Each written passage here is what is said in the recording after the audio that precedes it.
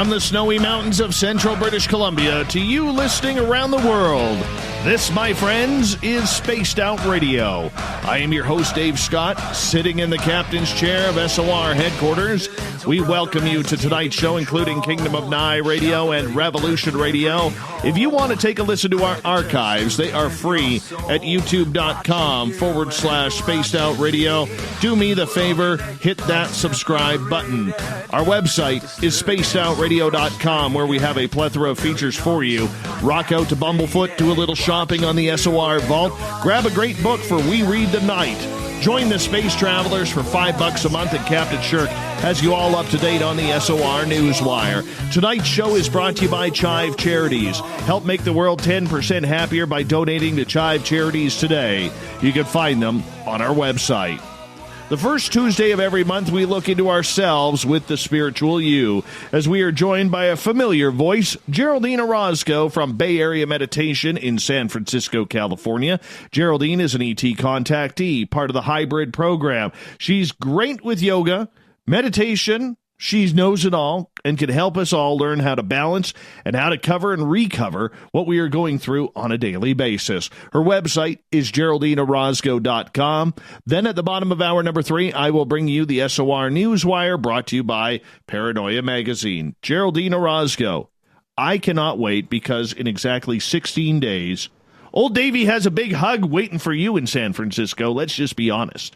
How you been doing? That's right. I am so excited, Dave. Hi. Thanks for that awesome intro, and I can't wait for the conference. I really hope everyone's getting their tickets and ready to go.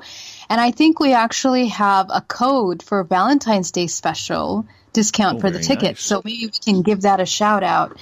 If you guys are in the SF Bay Area or you want to travel, come on out and see us. We would love to see you, right, Dave? We want to take pictures with all our audience and you know, hang out. Absolutely. Absolutely. You know, there's nothing better than going to a conference and then having people whom you've never met saying, you know, hey, I've been listening to you, or I've been following you for quite a long time. Thank you for helping me, or thank you for being my nighttime friend, or whatever it may be. There's always a bunch of people at every conference you go to, and it's so unexpected. And, you know, we're not stars. You know what? No. We're not famous. Yeah. We're just people trying to help.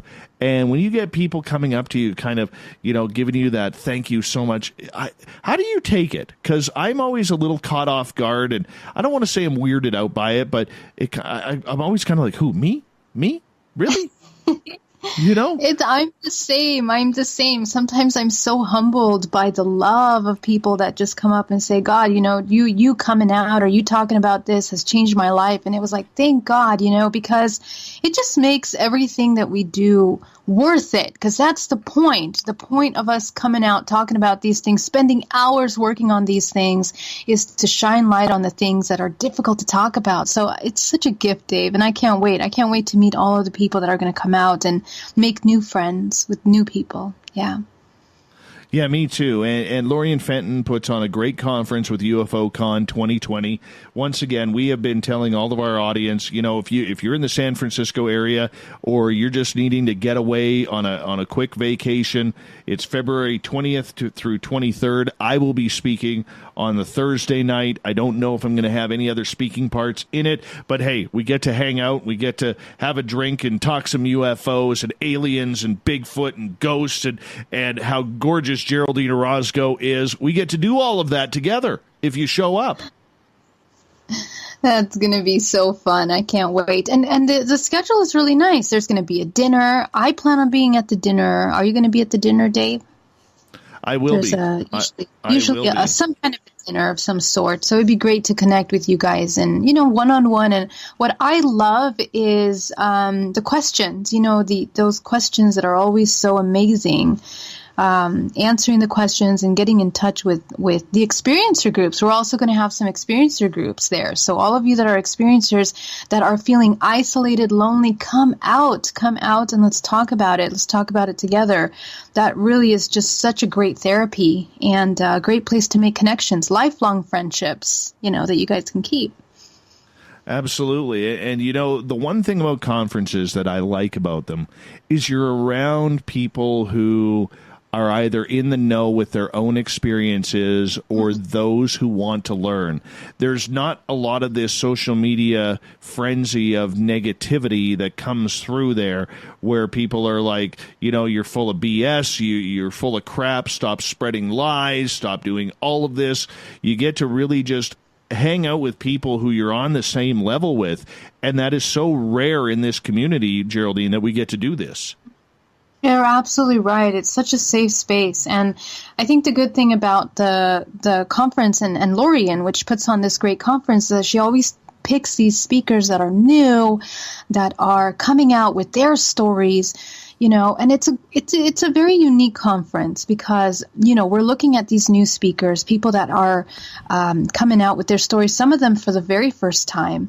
So you get to experience always the first time someone comes out to speak is such an authentic, such a real, such a sometimes even emotional experience, and it's very touching. It's very touching to hear those stories. And Dave, you're coming out about your stories too. I mean, these are not things that we talk so terribly open about, at least you, Dave, you don't really talk too much about your experiences. So it's going to be really great to hear what you have to say. All the experiences that have been happening. I am going to be talking about the strangeness that has happened over the last couple of months. Yeah, I am going to get into that because, I get tired of talking about the same old. Mm-hmm. You know what I'm saying? Mm-hmm. And, everybody wants to, and, there's a lot of people out there who haven't heard me speak publicly yet. But there's a lot of people who have also heard the story through listening to this show about the UFO landing, the alien in the forest, the Bigfoot in the forest, and Carl at the window, and all of that weird stuff. You still have to bring it along and talk about it because it's part of the journey. But right. You like to have new stuff. So I'm going to be talking about some weird new stuff that has happened lately. I filled you in a little bit about it. The audience knows a little bit about it, but it's something that we're tracking. And no, for our audience listening in, I haven't had anything weird happen in the last week or so, but I can feel it coming. Oh, it's brewing. It's brewing, Geraldine. I'm sure it is. The ETs love you. Oh, they love you too. That's why they take you so often. That they do, yes. When's the last time you were taken? The last time I was taken was in Pasadena after a conference. God, time flies. Now it's like November already, last November. Why do you think they... It's November? Last November, a year ago November, or this past November? January, this past November that just passed, yeah. Why do you think they will sometimes wait months and months before coming around again, yet there's some people out there who literally have contact every couple of days? You know what? I don't even think that it's necessarily that they wait. I think it's when we recall what we're experiencing, Dave, because I have to say that when I am more in tune with myself, more aware, more practicing my meditation, I'm more aware when I'm taken, and my experiences are absolutely conscious. Like that last experience that I had was absolutely conscious. It was, wide awake. But other times I sometimes wake up with memories of things that I saw, and then I'm not sure if that was an actual abduction or some kind of interdimensional contact in dream time or lucid dreaming of some sort. So I think our awareness is what really would define the experience as memorable or not. Now, whether that says that we're having more contact or less contact, I don't think so. I think it's just our awareness. Sometimes I bet we have contact and we don't remember at all until we're maybe even regressed. What do you think about that? Could be. Yeah. I mean, the fact is we don't really know most of the times we've had contact, do we? Exactly. That's the thing. So a lot of these things are like suppressed in our memory, and it's not until you get regressed or, you experience a trigger that will bring up that similar feeling or emotion or maybe a smell that triggers a memory. And then you're like, oh, wait a minute, where did that memory come from? When did that happen? And then you can start recalling more things. Which is really interesting. So how often, or let me ask you this, let me form it this way. For people out there who are having contact, how often are they actually having contact? So, for instance, if I were to look at myself, the last time I had any sort of strange contact would have been in late November. Okay. Oh, really? Of last year as well? Yeah, absolutely. And that's when all of this kind of weirdness started. And previous to that, I think it was probably 8 months, 9 months. How do we know in between that if we have been taken or not? Well, I don't think that we have the immediate ability of knowing that unless you're actually paying attention to signs, like, for example, marks on your body, or you're keeping track of, your dreams or your experiences at night. For me, that's how I found that I was, having experiences when I didn't realize what was happening. One of the things that happened after my regression, after confirming those events, I went back to some journals and some diaries that I had during my early years, during the age of 21 to 24. And I remember jotting down my dreams during that time. And I had weird dreams and weird physical reactions that I had journaled at that time. I mean, for me, that was my only way to kind of recollect what had happened. So unless you know what you're looking for, like, for example, you wake up with an aching body, or you have very, very strange dreams that are very vivid, that are very consciously vivid and memorable, those are the kind of ways that we are kind of looking at to remember the things that happened in contact. So for your own personal contact that you have had, literally as you've been regressed, you've found out that you've been having this for a long, long time. Mm-hmm. Does it surprise you still when it happens? Are you still caught off guard? Is it the same group that continues to take you, or is it a multitude of species? I would say that it's around the same group, same motive now. Does it surprise me? I gotta say, it's never not surprising. It's always interesting. I feel like the recent experiences, I had something actually happen 2 nights ago that was really interesting. And I feel like, when we're aware of it, it's like, because we're so psychic, Dave, psychic people that are psychic are often tapped into and sometimes utilized for their psychic abilities for things. And that's sometimes why we experience contact, is because of our psychic abilities. Recently, when I experienced that event that happened last time, it was directly after an event where I was met with other experiencers, and I think the awareness of those experiencers kind of like highlighted possible activities. And so that night when I was taken, it was very clear what had happened and who it was with, who the experience was with. So, I would say that when it comes to this kind of contact, our constant awareness of ourselves and the shifts and changes in our subconscious mind, in our moods, in our physicality, those things, I think they matter. They matter a lot throughout the day, and to keep track of that. It doesn't really surprise me so much anymore, Dave.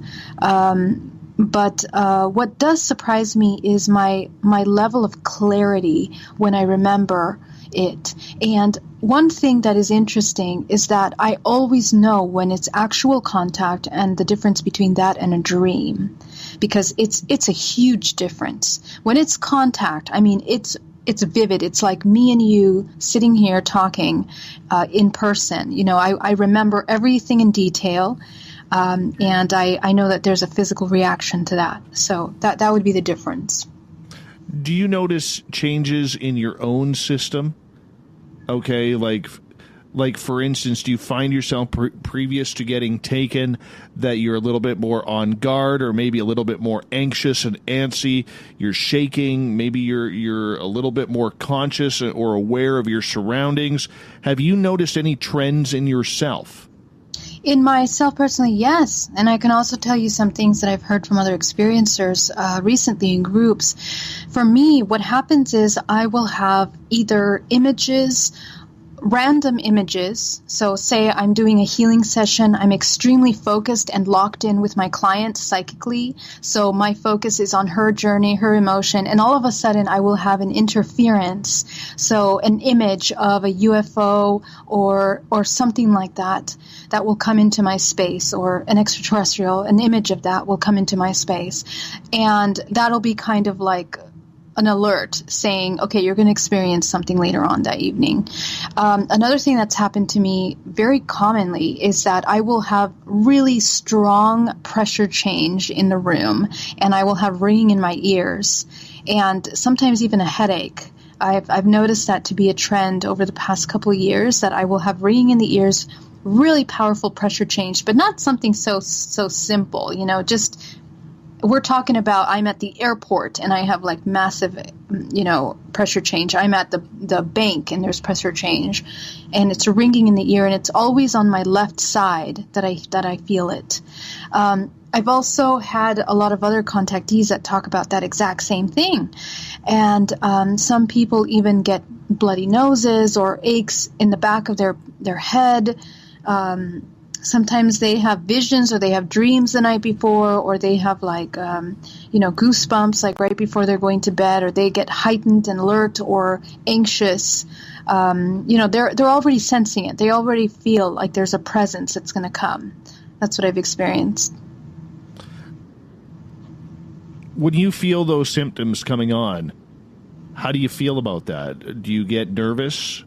Do you get emotional? Do you get scared? Like, oh, here it comes again?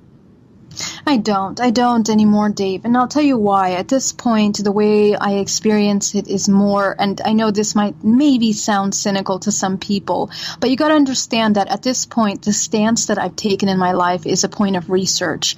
For me, these experiences, I know that they are contractual agreements that I have made to learn and understand what's happening with this ET contact. And some of my contracts I have been able to dissolve. ET contact can be dissolved with contracts. If you are able to access them and you work with them, you can dissolve some of those contracts. But other times, other kind of contact sometimes can feel like an interference. But what I've learned over the last couple of years is that really everything that I have experienced up until now has been something that my higher self has agreed to do on some level in order to learn something, to experience something, even the dark parts. So, and I tell you, I have gone through some really, really dark things over the past year. So it's, for me, it was a conflict for a moment. It was like, why would I ever want to experience something like that? But I needed it. I needed it to learn about, how we are utilized, how the consciousness is manipulated, how mind control works. And it's important because as somebody that's documenting these experiences, if I don't experience it myself, I really don't feel like I can speak on it. So at this point, when I experience it, I know that there's something that is unfinished, unresolved, something's being called upon.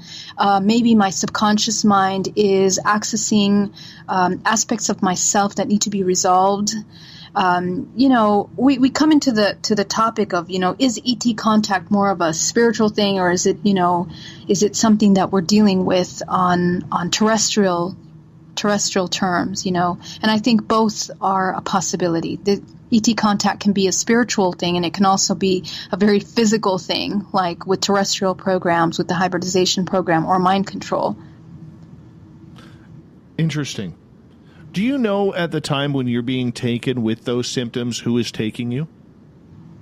Yeah, I tend to tap in pretty quickly in regards to the vibrational frequency of who's coming in. I tend to pick up pretty quickly who it is. And mind you, when I mean that, it doesn't mean that I'm still not aware of their screening or their manipulation of, appearance that they have, because they can screen a lot of things. But even though they screen things, I still can identify who is operating behind that. So can you tell a good encounter from one that's going to be not so good? Yes, I can. At this point, I can. It's very interesting, Dave. Let me see. How should I put it? When a contact is more negative per se, the physical symptoms begin earlier on in the day. Okay, I will have, all the symptoms of the ringing in the ear, and I'm going to have images in my mind. Usually when it's a positive, quote-unquote, contact, which I don't tend to differentiate my contact good or bad, Dave, anymore, because, right. I don't do that. But so let's say it's something that's not as impactful as a negative thing. The way that I perceive it, it's never going to be interfering with kind of images and things like that. I think that when negative aspects come in, it's more of an interference per se, and I can feel it pretty deeply, whether it's images or dreams or feelings in the body. It's very clear what's happening. They come in with a bang, in other words. That's what I've experienced personally, yeah. Interesting. Geraldine Orozco is our guest tonight. Geraldine, we only got about 90 seconds here before we have to go to break at the bottom of the hour. With what has happened to you and the experiences that you have shared and encountered with other people, can we say that this is starting to happen more frequently? Is it less frequent? What's your thoughts on how this is going? For the world, you mean? For everyone? I think what's happening is that we are now giving the permission to share, Dave, which is the most important thing. All of these conferences, these films about experiencers, it's coming out into the mainstream, and I'm hoping that it's going to stay out in the mainstream and not just go back under like it usually does over the years, and so that would give permission for people to share their stories, and that's my hope. Well, we can always hope.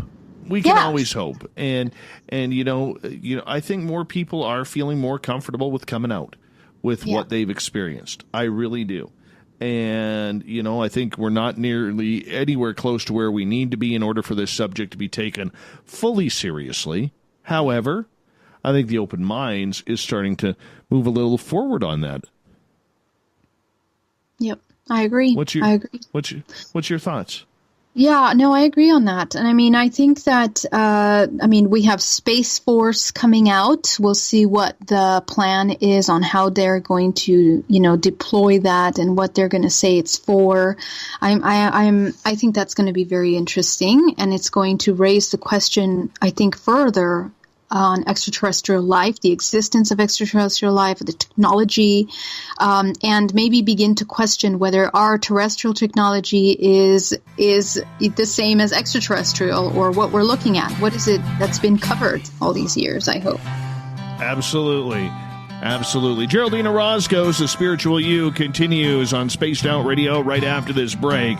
DMT, pot, ayahuasca. Let's get into some hallucinogens and ET contact next.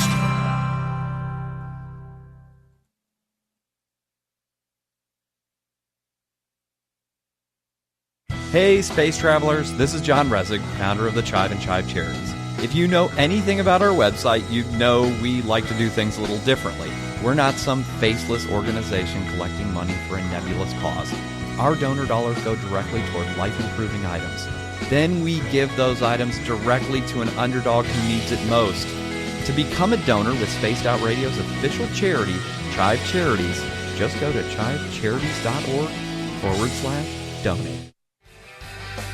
From the heartlands of Canada to beards around the world, we know how to take care of you. Fill your follicles with the Mighty Moose Beard Oil. All our oils and balms are handmade and 100% natural ingredients because we care about your beard. And hey, use the promo code SOR2019 and get your Mighty Moose Beard Oil today. You can check us out on our website, mightymoosebeard.com.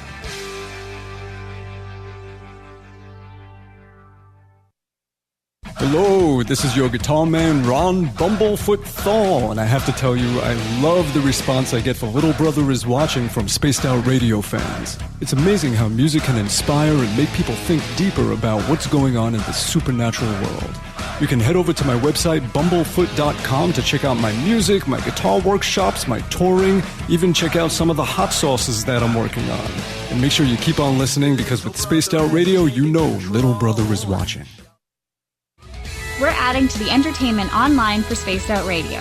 I'm Amber Beckrud, and I want to invite you to subscribe to our YouTube channel and check out Cryptid Tales, where I will take you on a journey into some of the strangest legends and lore from around the world, relaying the stories to you of the strange creatures and experiences that people have had throughout time. You can find Cryptid Tales at youtube.com/Spaced Out Radio. And while you're there, don't forget to check out our free archives and leave a comment. See you there. Move over, brother, and let me own Saturday night.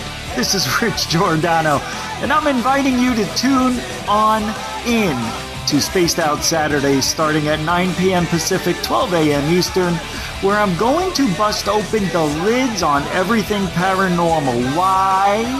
Because we want answers, and I'm the guy who's going to deliver those answers to you. Join the chat rooms, and we'll see you this Saturday. Just be there. No, really. Hey everybody, the SOR Space Travelers is open. For just $5 a month, you can hang out with Dave and our crew privately in our members-only section. With your signing, you'll receive newsletters on what's going on with Spaced Out Radio. You'll have direct contact with the host during the show in our chat, live streaming videos, and a great forum for your posts and more. Become a Space Traveler now at spacedoutradio.com.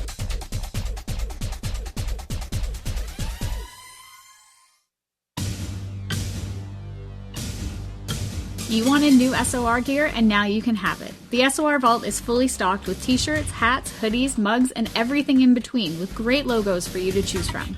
So head on over to spacedoutradio.com, click on the SOR Vault, and go shopping.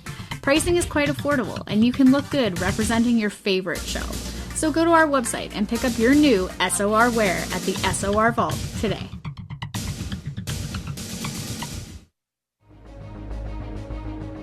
Hello everyone. This is Ryan Stacy from the Experiencer Support Association, otherwise known as TESSA. We're glad to team up with Spaced Out Radio to help investigate your experiences on the SOR Sightlines Report. Together, we'll investigate the strange sightings and occurrences you've had. We're looking for answers just like you. So fill out a Sightlines report on the Spaced Out Radio website and let's figure out what's going on together.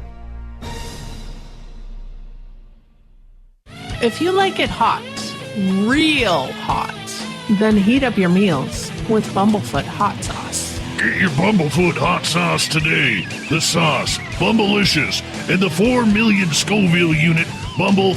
We're going in hot, real hot, coming out even hotter. Keep the milk nearby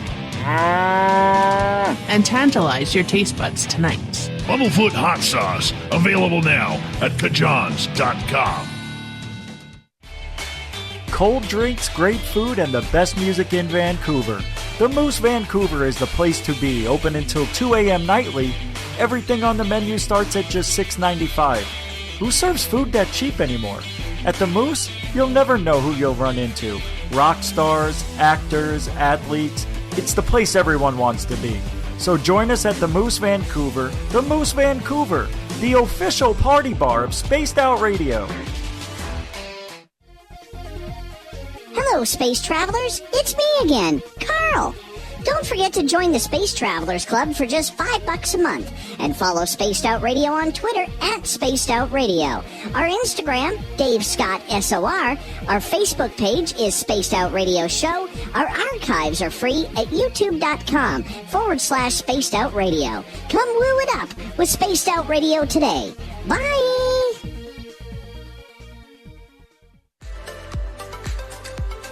Are you looking for great advertising value for your company? Look no further than Spaced Out Radio. We have a multitude of places to get your name out there, including commercial ads during the show, special promotions, and banners on our website.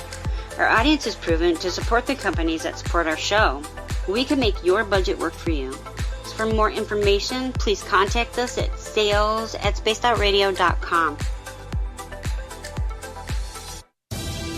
At spacedoutradio.com, we are keeping you up to date on all the news with the SOR Newswire. Captain Shirk leads the team that is bringing you the news of the day and exclusive stories on everything paranormal and supernatural. It's free to read, it's updated daily, and it's right there for you. The SOR Newswire is a one-stop shop for the news of the day. Check it out at spacedoutradio.com today.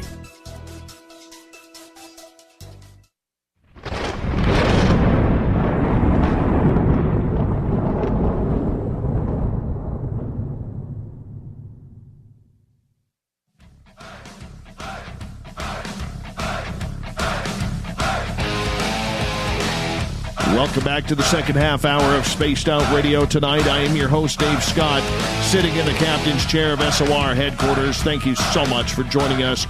Really appreciate you taking the time. Want to remind all of you that if you have missed portions of this show or others, you can check out our free archives at youtube.com/Spaced Out Radio. Just do me the favor, hit that subscribe button. Our website is spacedoutradio.com, where we have a plethora of features for you. You can check those out while you're listening to the show.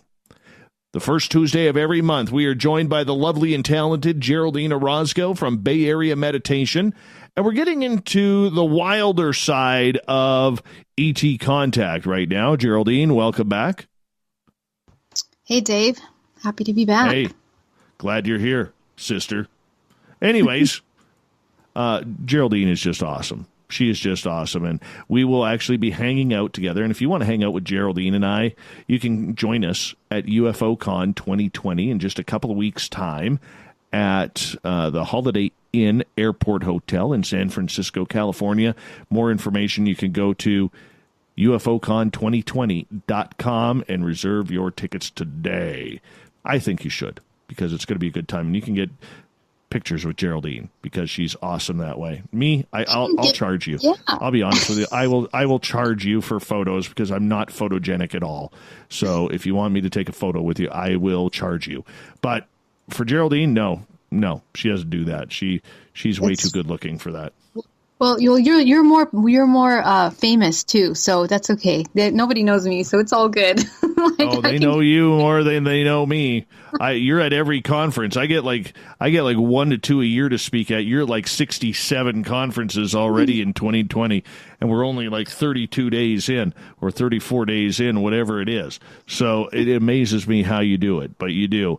Geraldine, I want to ask you here because a lot of people think that when it comes to any sort of contact that we need to be drugging ourselves up, whether it's through something as lax as marijuana or getting into the harsher type of drugs like ayahuasca or any type of DMT type product in order to enhance the experience. Where do you stand on this? You know, I have a very, very strong stance on this, and I haven't done drugs in my life. So for me, you know, when I had my contact, I was completely clear. And I mean, I hadn't drank for many years either. And I've done that many times in my life where I would go through phases where I hadn't drank a couple years and then I would drink a little bit at some time. But during the time of my contact in 2013, I had been detoxing. And I like to call it, it's like body, mind, and soul detoxing. I went no television, no social media. I mean, I was not talking to anyone, and I was meditating for quite some time, and up to 3-4 hours a day during that time. So when I had my experience, I was very conscious, very clear. Now, if you hear me talk about the multidimensional body and the kind of healing I do, because I can see the multidimensional contact body, and that happened after my contact experience. So 2013, got abducted, and the next day I could see the multidimensional body. So, you know, this kind of activation of psychic abilities that happened with ET contact is not something that you experience when you are on drugs, for example. Let's say you have a marijuana and you go on a trip or something like that. What's happening to you is that an aspect, a fragment of your yourself is leaving the physical body per se, experiencing a fragment of something. And it's true, maybe you have interdimensional experience, maybe you see things, but this isn't taking the entire consciousness, the entire structure of the human body is not evolving necessarily through that experience. And that's the danger with drugs. And I'm talking about this purely from the perspective of a healer, because I can see what happens to the multidimensional body. You got to take into consideration that shamans, they train their entire life in order to be able to go into these kinds of ceremonies. You know, they train for years, not their whole life, but maybe a minimum of 7 to 10 years detoxing, cleansing themselves before they go into ceremony. And that means that they have a lot to prepare and clear out. When we don't deconstruct the subconscious mind and the heavy pain programs in the body, a lot of times the experiences that you have are magnified coming from those fearful programs. And, you know, of course, you can access any part of the mind because all of us are part extraterrestrial. We have many fragments to ourselves, and some of those fragments are extraterrestrial because we're all interconnected, and we've had multiple experiences, multiple aspects of ourselves that are becoming aware of ourselves through different timelines per se. That's why we have the ability of accessing past lives in regression. We access aspects of ourselves that are living experiences simultaneously. Okay, so ET contact is kind of the same. You're accessing fragments of yourself that are extraterrestrial, or the consciousness of yourself that has risen or gone into the realms of that kind of interdimensional contact. So I think when you're experimenting with psychedelics and stuff like that, you know, I don't doubt that people have experiences sometimes, but the problem is it's kind of like looking at a snapshot. It's like looking at a picture of these experiences. And a lot of times they miss the evolutionary aspect that is a result for the body. So, you know, when you are actually experiencing these things consciously, that's when people have activated psychic abilities. That's when they have complete shifts in their entire consciousness, subconscious mind, their body, their spiritual self even are shifted by some of these experiences. So the after effects are much deeper when it's done outside of that. So I really suggest that when people are, you know, doing psychedelics, they really purify themselves and really think twice, because a lot can happen to the multidimensional body. We open ourselves up and we take on a lot of the entities and things that are floating around our space, which are matching our lowest vibrational frequency. And that's a problem, because then you have to come to me and then I have to clean up the entities and attachments that are there, you know. So I really like to separate the two. The real extraterrestrial contacts, like physical experiences, are quite different, I would say, than those that are had under the influence by some psychedelics or some kind of chemical influence. Those who are having to use, let's say ayahuasca here for a minute. I mean, to me, the danger of the side effects or a bad trip would be something that would absolutely scare me away. And Lord knows, with the amount of contact I've had, I really don't need this. I really don't. But for those who are using, what's the difference between, say, somebody who's an ET contactee who has had or can have any type of conscious or unconscious contact comparatively to those who are needing the hallucinogen in order to make it happen? I'm not sure I or anyone else listening may know the difference. Well, yeah, I mean, we could say that you don't, but when you start looking at in another dimension of the physical body, something happens when someone is experiencing these kinds of experiences consciously, okay? When you are in psychedelics, you can be shown any number of things. You can experience anything, and those experiences can be directed through mind control, through entities that are attaching to you as an open host. Because a lot of people that go into experimenting these drugs are usually unconscious, and they're usually have not been working on themselves in a way where they are trying to train their mind or control their emotions. A lot of times they just want to have a thrill or experience. And when you break that down, the subconscious motivation behind that is what's going to direct the experience. And that means that you're a vibrational match to things that can mind control you. Okay? So a hijacking might happen. Even other aspects of yourself that are much lower frequency can be activated in the body. And the difference is that because you're not in control, you're not conscious of the experience, anything can take over. I have dealt with clients that have ended up with schizophrenia because of ayahuasca and other kind of hallucinogenics, and also dissociative disorder, where they don't know who they are anymore because an entity has latched on to them and become present and kind of taken over their personality. Okay, so this is something that I see and I work with on a daily basis. These are very real cases, and it's a very real thing. So I would say that the difference is that your conscious awareness will either direct how you can do it. When you have ET contact and you are not under any influence, you have the ability to use your free will, if you're aware of your free will, to break the contractual agreements of the events that are occurring to you. Okay, because, for example, in the hybridization program, a lot of men and women that experience it, sometimes they have traumatic experiences which they do not wish to continue experiencing. And so for them, I suggest working with the contractual agreements that they have with those extraterrestrials or themselves, of course, which is, it's the same thing. And you break those experiences so that you can start to take control of what's happening to this vessel, to this human body, which is multidimensional. So I would say that really there is a really big difference, but it's not going to be pretty apparent to the eye. My other opinion on this that I can tell you, based on the experiences that I have heard from both people that take ayahuasca and those experiences and those that are more vivid, the side effects physically and emotionally are much deeper. There is actually a trauma, a very real clinical trauma that is a result of actual abduction or contact, as opposed to something that's done through ayahuasca.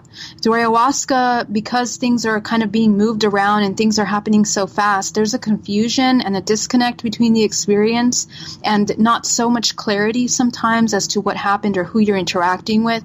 So that's when I begin to kind of question the experience and, you know, your ability to have control over that experience, if any at all. So that's what I would say are the biggest differences, you know, which I think are pretty important, you know, for us to kind of take into consideration.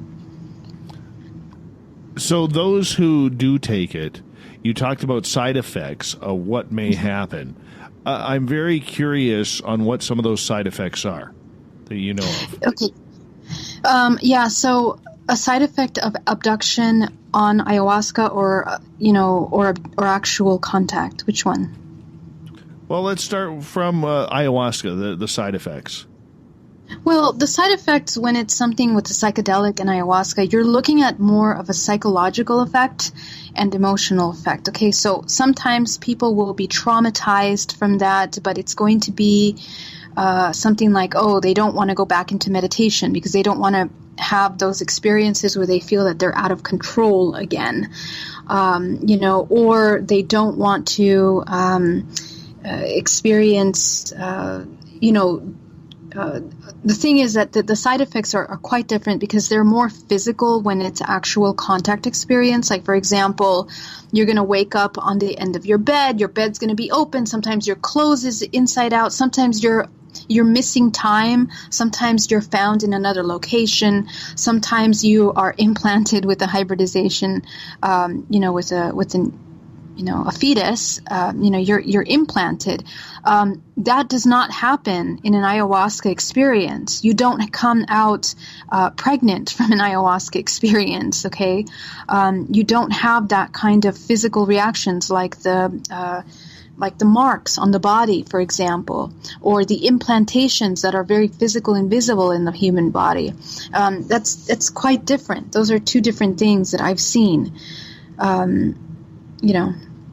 when it comes have you ever, and I'm jumping a little bit here, but you said something that I don't want to forget, and I want to ask you this. Have you ever had one of those experiences where you've come home from after being taken and you're like having your clothes on backwards or upside down, or you're wearing some stranger's shirt that you've never seen before?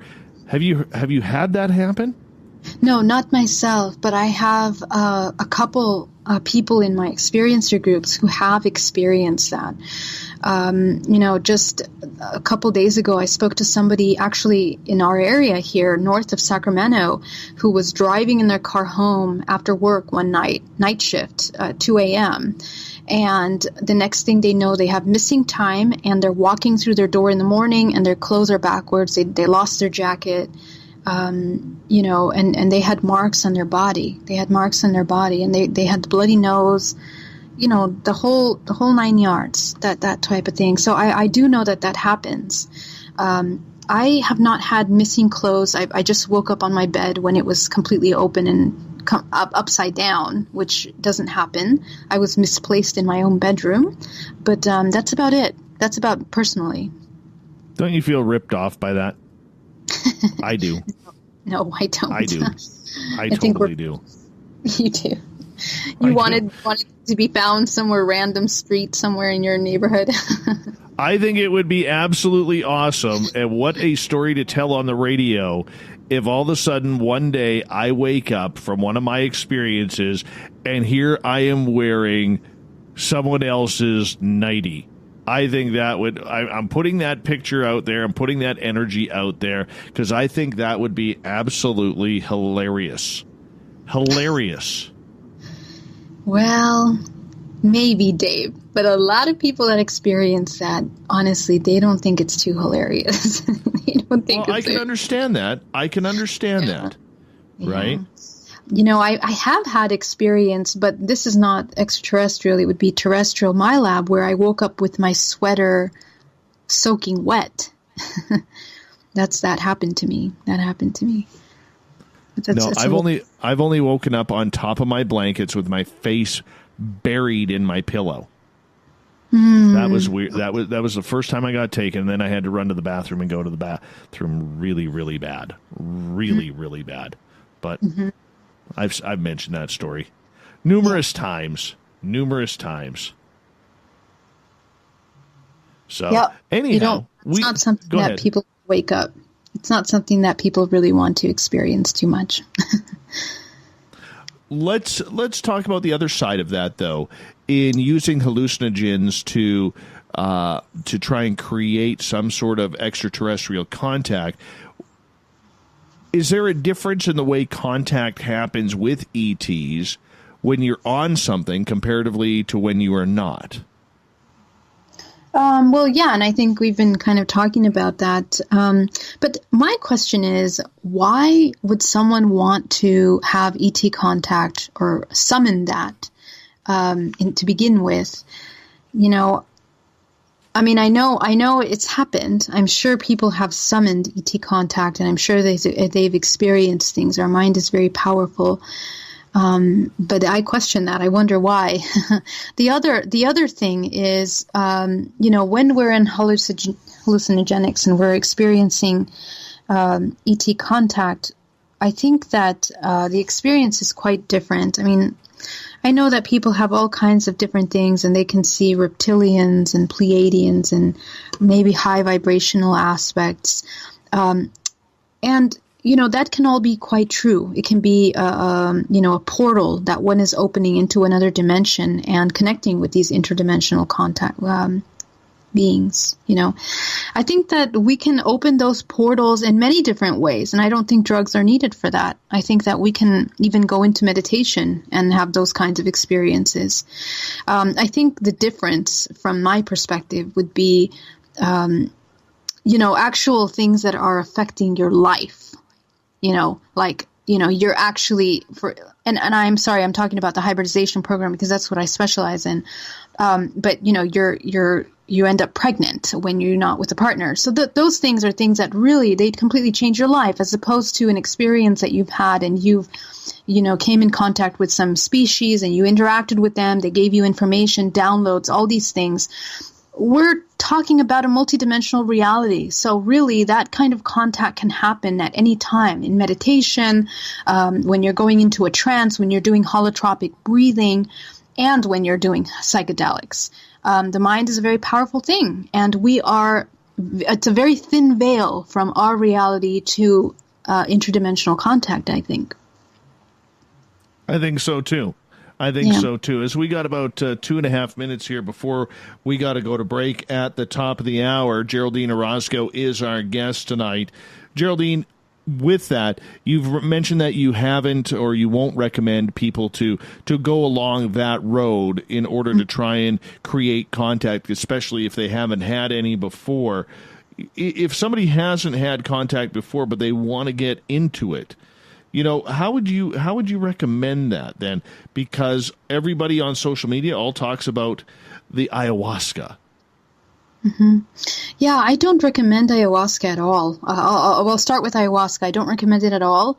I think that a purification process, and any shaman around the world that is well-versed and educated and has a responsibility to free will understands that there's a huge responsibility in taking ayahuasca. It's become such a trend that there's hundreds of people in a room doing it. And if you could see what I see, entities, things moving around, attachments, people that are losing themselves in these ceremonies, it's not a pretty sight. It's not good. I mean, I really can't say or recommend that. So, I mean, if you're going to be doing that, first of all, question why you need to go down the road of feeling something to stimulate spiritual growth, spiritual evolution, vision. All of those things can be practiced and trained in the body naturally. That's my I'm ever very adamant about that. Secondly, when it comes to ET contact, I mean, I have to say it's not really something I recommend to want to connect with. I think that if you're interested in the extraterrestrial phenomena, get really educated about that, because even myself as an abductee, coming new into this field over the past 5 years, I've had to really learn about this to be able to really integrate my own personal experiences. And the learning never ends, Dave. As you know, we're constantly have to evolve the way that we feel and think about these things, because ultimately we don't know. So I would say to educate yourself, read some books about other contactees and get to know what it actually means. What we're talking about here is, in a sense, a manipulation of consciousness, perhaps an exchange of consciousness between certain consciousness and other beings that have more advanced technologies, more advanced awareness, and are more evolved. So we have to really be cautious about that and be very clear about why and what we're actually getting into before we start doing it. And I think that's true for anything that you start to research in life or wish to experience. It's really not one of those things where it's like, oh, let's just go meditate and go call upon some UFOs. I don't tend to necessarily prescribe that to people, because I think people need to get very informed on this interdimensional contact before going down that road. Well, on that note, I think that's a great place to stop, as we are going to head to hour number 2 of Spaced Out Radio tonight. Geraldine Orozco's The Spiritual You coming up right after this in hour 2 of the Mighty SOR.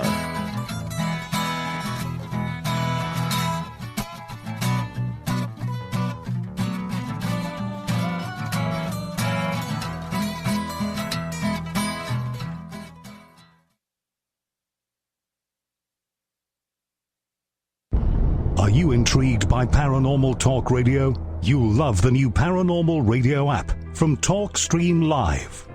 You'll find a great selection of talk shows covering UFOs, ghosts, strange phenomena, and much more. Download the Paranormal Radio app now and start listening to the very best in paranormal talk entertainment, including the network you're listening to right now, the Paranormal Radio app, free in Google Play and the iOS App Store. Hi there, this is Geraldine Orozco from San Francisco's Bay Area Meditation. I invite you to join me the first Tuesday of every month with Dave Scott for Spaced Out Radio's The Spiritual You. In this fast-paced world we live in, it's time for you to take some time for you. We'll cover every possible subject from powerful meditation to healing techniques to your own intuition and spirituality. So come join us for The Spiritual You.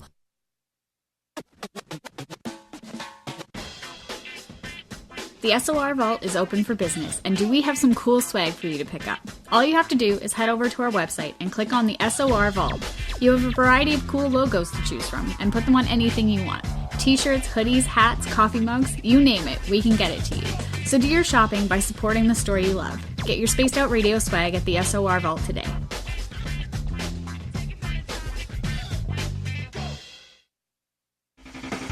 The party is always on at the Moose Vancouver. The Moose Vancouver is where you want to be when visiting Canada's West Coast. Open until 2 a.m. nightly, the Moose cranks up the rock while serving some of the best rated food in the city. The menu starts at $6.95. Why party anywhere else in Vancouver when the Moose is right there?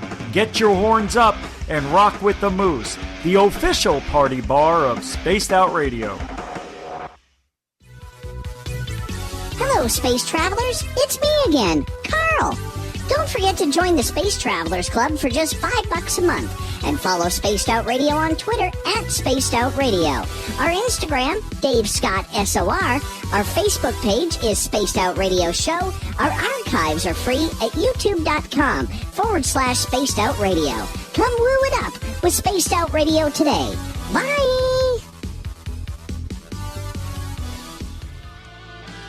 A little bit of science, a little bit of skepticism. Add a dash of snark and you have the makings of Spaced Out Sundays with me, Everett Thieme. Together we will look into the reality of the paranormal with an open eye and rational thought. Oh, did I mention there'll be plenty of woo as well?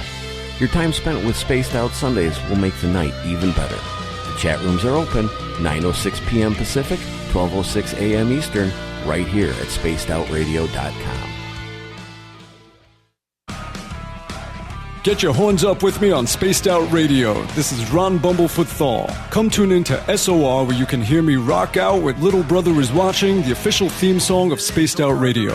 And then come on over to bumblefoot.com where you can find out about my tour schedule, my music, and everything else. Bumblefoot.com keeps you up to date on what I'm doing and the best way to stay in touch with my music and music camps. Sign up for my newsletter at bumblefoot.com and remember, Little Brother is Watching.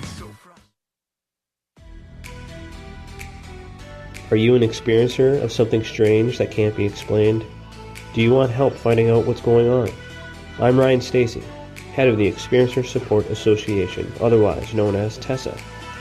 We've teamed up with Spaced Out Radio to investigate cases filled out in the SOR Sightlines report. We are independent and there's no cost to what we do. All we need is your experience. Let's find out what's happening together on the SOR Sightlines report.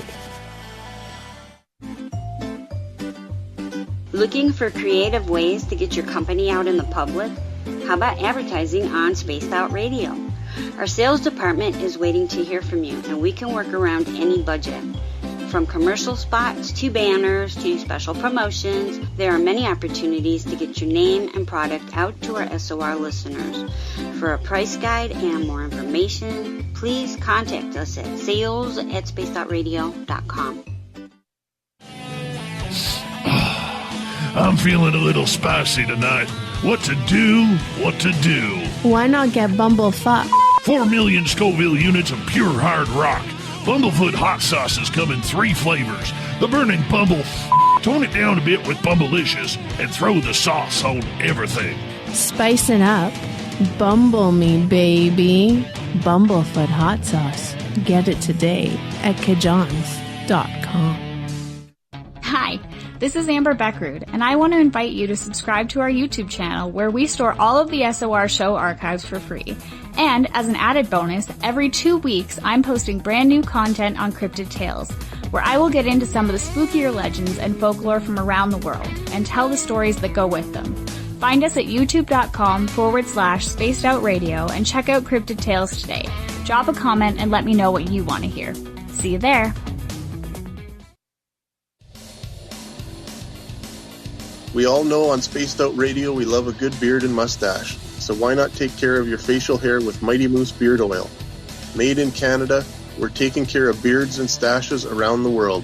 We use 100% natural ingredients with our oils and balms to make your whiskers feel silky smooth.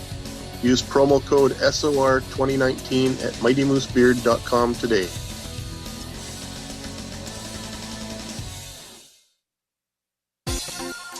For the price of 1 cup of coffee a month, you can become an SOR Space Traveler. The Space Travelers Club is a place where you can interact with other listeners, either live during the show or on our great forum. We want your stories, pictures, comments, and ideas. You'll get live video streams, exclusive content, and be a part of our newsletter. Stay in touch with everything SOR. The Space Travelers Club is just $5 a month at spacedoutradio.com. Visit purpleplates.com today. For over 40 years, the Purple Energy Plates have been delivering amazing results for their many customers. Inspired by the great genius Nikola Tesla, the harmony, healing, and energetic effects of the plates have proven over and over to be beneficial and often miraculous to thousands of customers. Check their site for daily specials and choose from their many energy products. You won't be sorry. Visit them today at purpleplates.com. We are scouring the world for the most intriguing stories of your day. Take the time to read up on the SOR Newswire, where our team, led by Captain Shirk, will deliver to you some of the best paranormal and supernatural news, along with some stories that will blow your mind from the weird to the wacky. It's the news outside the news that piques interest, and that's what we're looking to deliver to you. The SOR Newswire, only at spacedoutradio.com. You're listening to Spaced Out Radio with Dave Scott.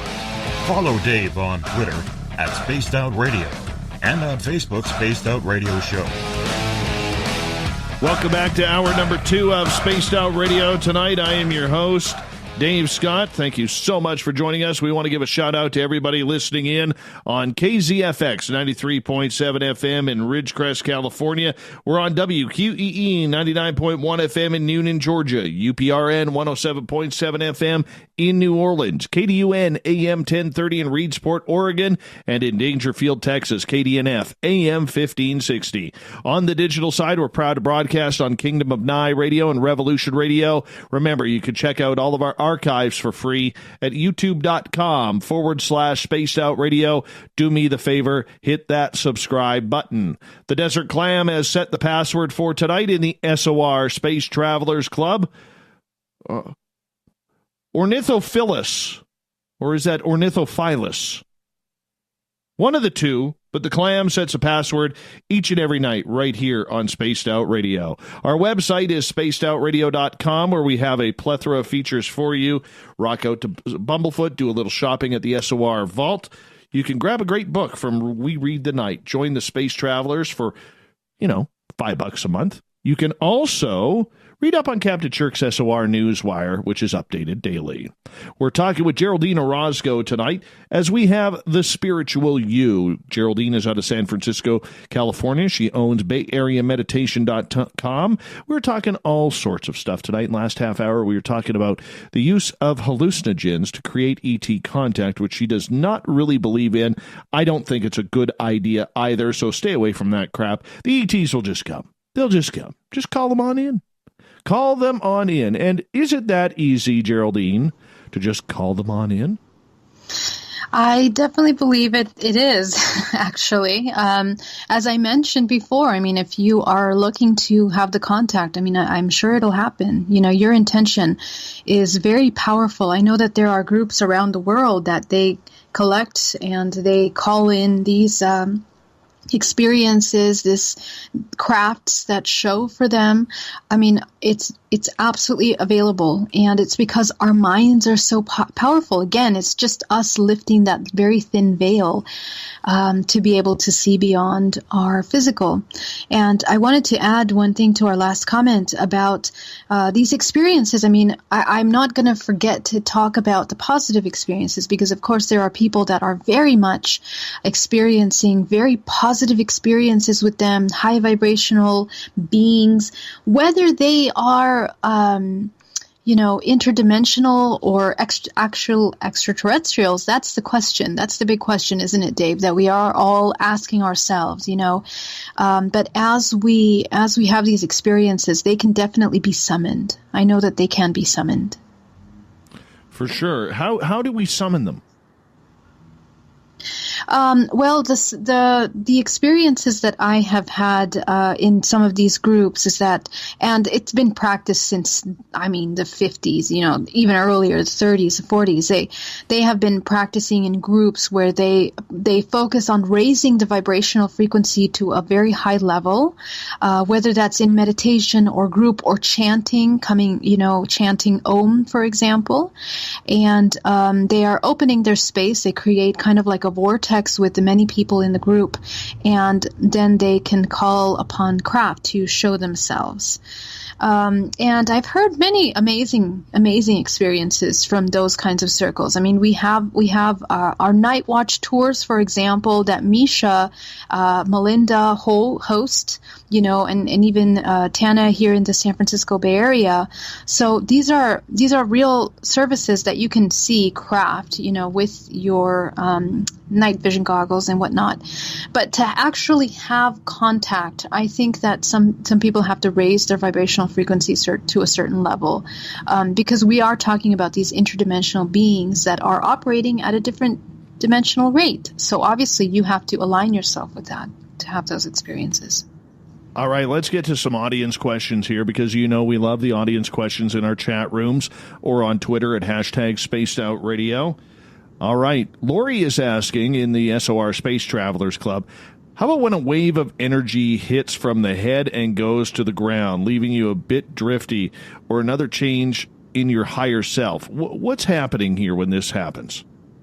When energy comes through the crown of the head and goes through, and what else, Dave? Let me see here. Sorry, can you repeat that? It leaves you a bit dozy, drifty. That's interesting. Well, okay, there are two things that could be happening here. Our multidimensional body, we have the chakras, of course. Each one of those chakras are vibrating at a unique, different vibrational frequency, which is also why it stores that specific information in each one of the chakras. Now, when you are awakening and working with your energy, sometimes you can unblock certain chakras or open the energy to flow through, and when you do, you're going to feel rushes of energy through the body, like very well-known Kundalini rising experiences, as they say, where you feel that you experience energy coming up from the root chakra up to the higher level. Now, this kind of symptom that she's talking about can also occur in another way. That's in a positive way, okay? Activation of your own energy field, unblocking of your own energy field, or maybe activating the chakras and the aspects of yourself that are higher, whether it's the 7th to the 13th chakra, which can be opened and activated. This is when we begin to activate the spiritual body, the higher self. So that's a good experience. Now, there's also another experience that's quite similar to this, which is when we are bringing in a certain entity or attachment into our space. And I have heard many times, and even experienced myself, that when we experience attachments or energetic pools that are externally coming in and attaching into our energetic space, you can feel a rush, and it feels like you have that rush going through your head as well. So I would be very I would suggest to be very aware, and this is what I train, what I teach people every day, is how to become aware of their energetic space so they can begin to identify what exactly is occurring in their multidimensional body.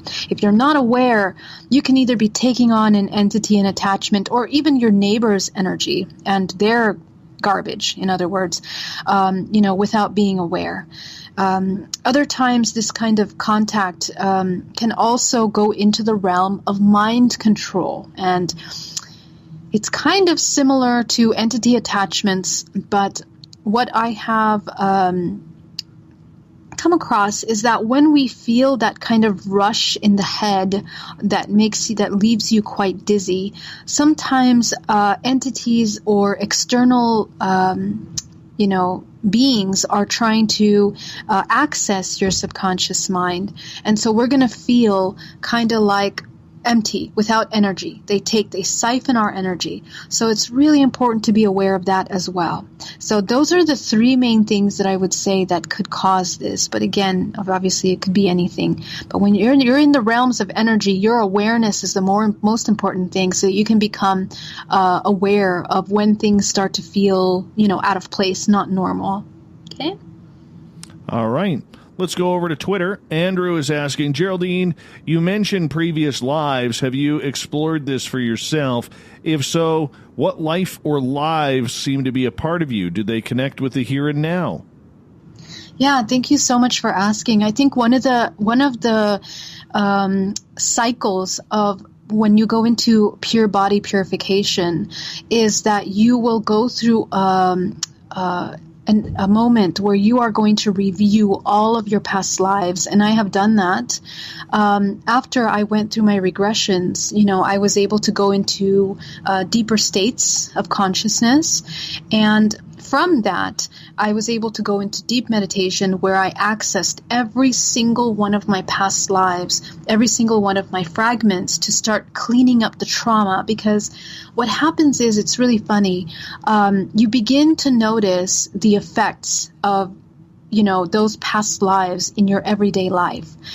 You're going to notice them because of repetitive patterns that happen, whether they're emotional repetitive patterns, events, even physical ailments can be repetitive patterns that are coming in as a result of past life experiences.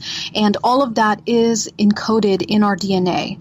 So when we are purifying ourselves, when we go into deep meditation and start awakening, per se, when we're cleaning out and deprogramming ourselves from all of that heavy programming to kind of come into an understanding of who we truly are, then we begin to access what I call like a substructure of the subconscious mind.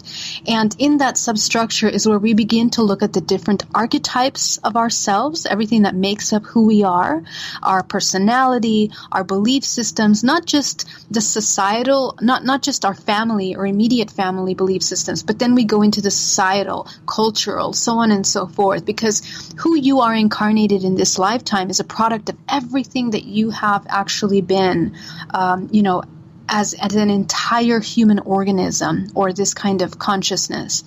So it's important to access those past lives and clean it up. I'll give you an example. Well, when I was a little girl, I burned myself on my arm, on my right arm. And so I have a scar on my arm.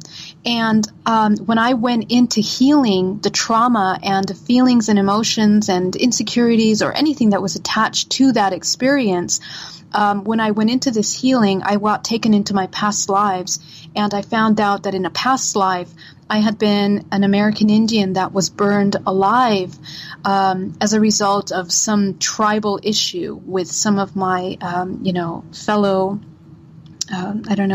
neighbors there within that time.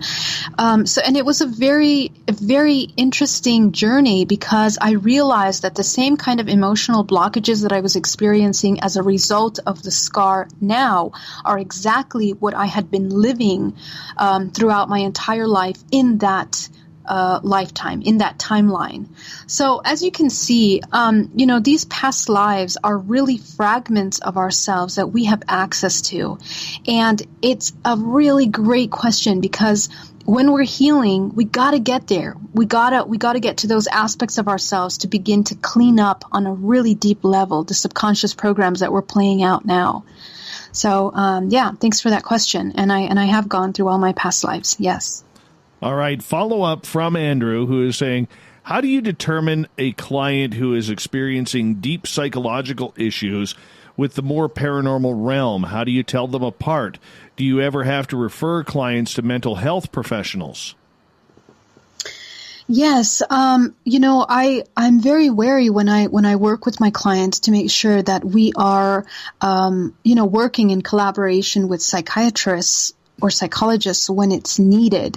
And I think you can very clearly tell when you're working with someone that there is a more deeper psychological disturbance than just a contact experience. At the level that I work at with my clients, per se, we're talking about trauma, but we're talking about a trauma that is controlled. In a sense, when the trauma is deeper and maybe is affected by a much more, let's see, how do I word this? When the trauma goes, it's like an unhinging that occurs on a deeper level over time. And if it's not addressed, either by a psychologist or a psychiatrist, whether they need medication or not, or what they need to address that issue, it's something that they will not even have the ability to control within themselves. I play a role in people's life facilitating healing when I have a conscious person that is aware and ready to address the issues and work with me. I have to work very close with you, take you to those encounters. We access emotions and very delicate aspects of yourself in order to create healing. So a lot of times when there are people that are, already very deeply affected and traumatized on a level where they can't even access their own self, then they have to go through another process which is deeper. They have to see a psychiatrist and they have to address that fear first, because at the root of all of this trauma is always going to be fear, a very, very deep fear. And the fear caused such a tremendous fragmentation in the body that it's going to take a little bit longer to piece those parts together for them to come back to a rational, functioning person. Okay, and that's when I come in. So, of course, the techniques that I teach can help that person, but only if that person is capable of accessing their own, self, their own subconscious mind. Some people that are traumatized are so out of their body that, they can't come in. Some cases of schizophrenia are way too advanced, and they are out of their body and they don't want to come back into their body. So that has to be addressed, on a different level. So, that's obviously taken care of when we're first consulting and talking about the case that's occurring. Thanks for that question. All right, let's get to Kevin's question here. Is it really fair to discuss how drugs act on your system in a psychic or interdimensional realm when you have never experienced it on your own? Yeah, it's a fair question. I mean, I've chosen not to experience that because here's the thing. When you do inner cleansing, when you do inner purification, you begin to access levels of information that are beyond our conscious mind, okay, in a sense. So everything that we're seeing, feeling, most of us are always in the feeling body. So everything that we're experiencing in our daily life is usually the things that are running through our mind, all the time. But when you're working on yourself, when you're meditating over time and you're going into a deeper state of healing and cleansing and purification, all of those programs and all of those superficial mindsets, emotions, and reactions are they're cleansed, they're purified, they're lifted. So now you have the ability of getting to know yourself on a very raw, very genuine, authentic self. And most of us, we haven't even gotten to meeting ourselves on that level yet because we have not done that kind of work yet. And the reason why I'm talking about that is because when you reach those levels, the mind has the ability to begin to travel interdimensionally naturally, okay? So you become and you activate your psychic abilities.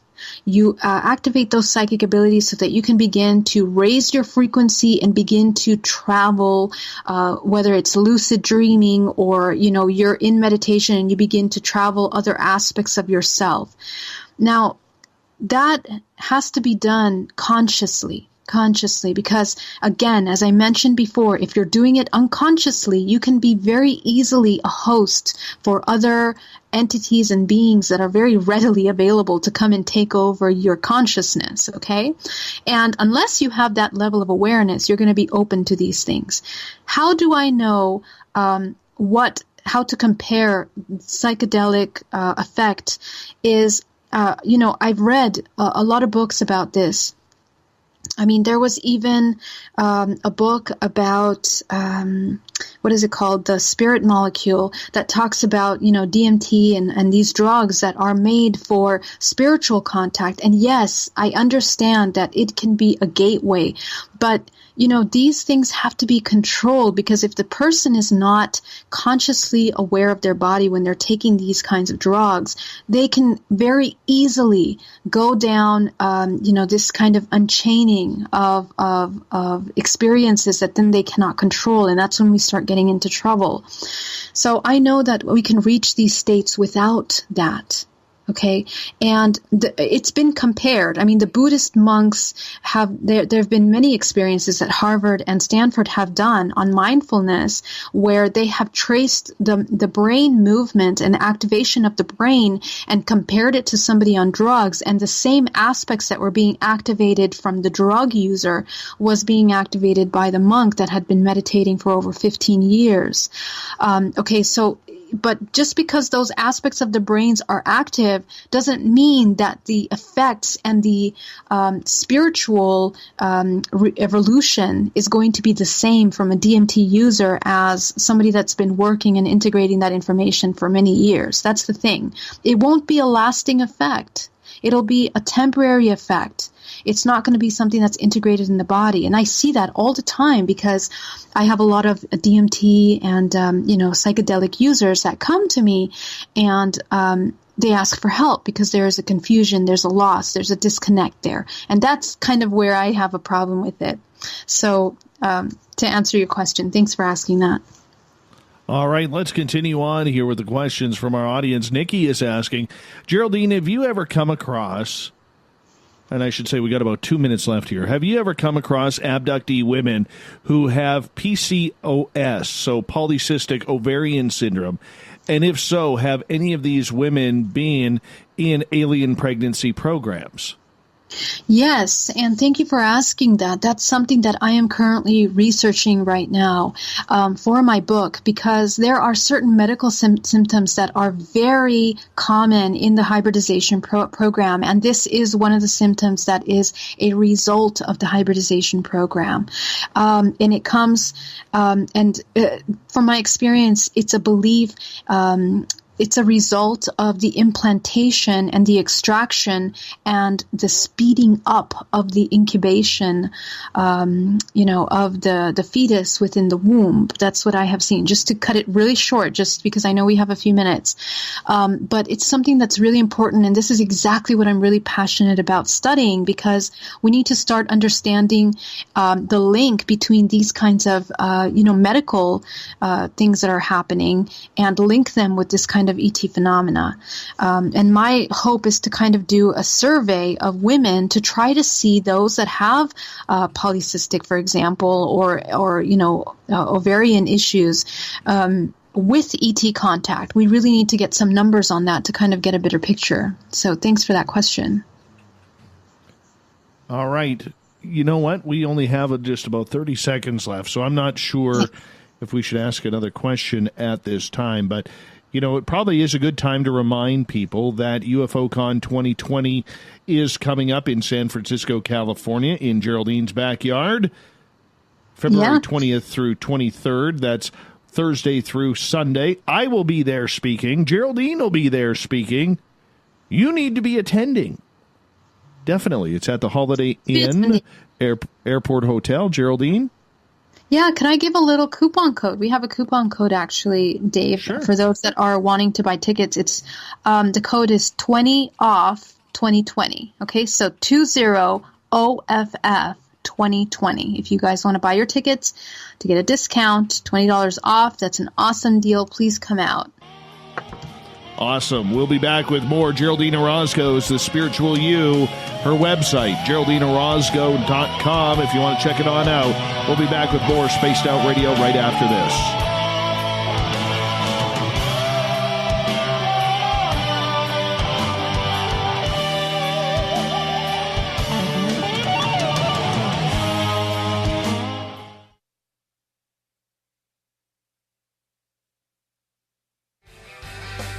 From the heartlands of Canada to beards around the world, we know how to take care of you. Fill your follicles with the Mighty Moose Beard Oil. All our oils and balms are handmade and 100% natural ingredients because we care about your beard. And hey, use the promo code SOR2019 and get your Mighty Moose Beard Oil today. You can check us out on our website, mightymoosebeard.com.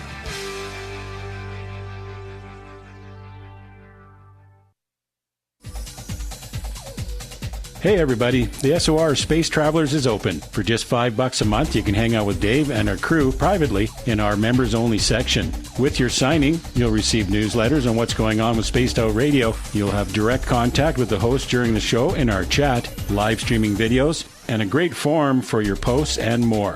Become a space traveler now at spacedoutradio.com.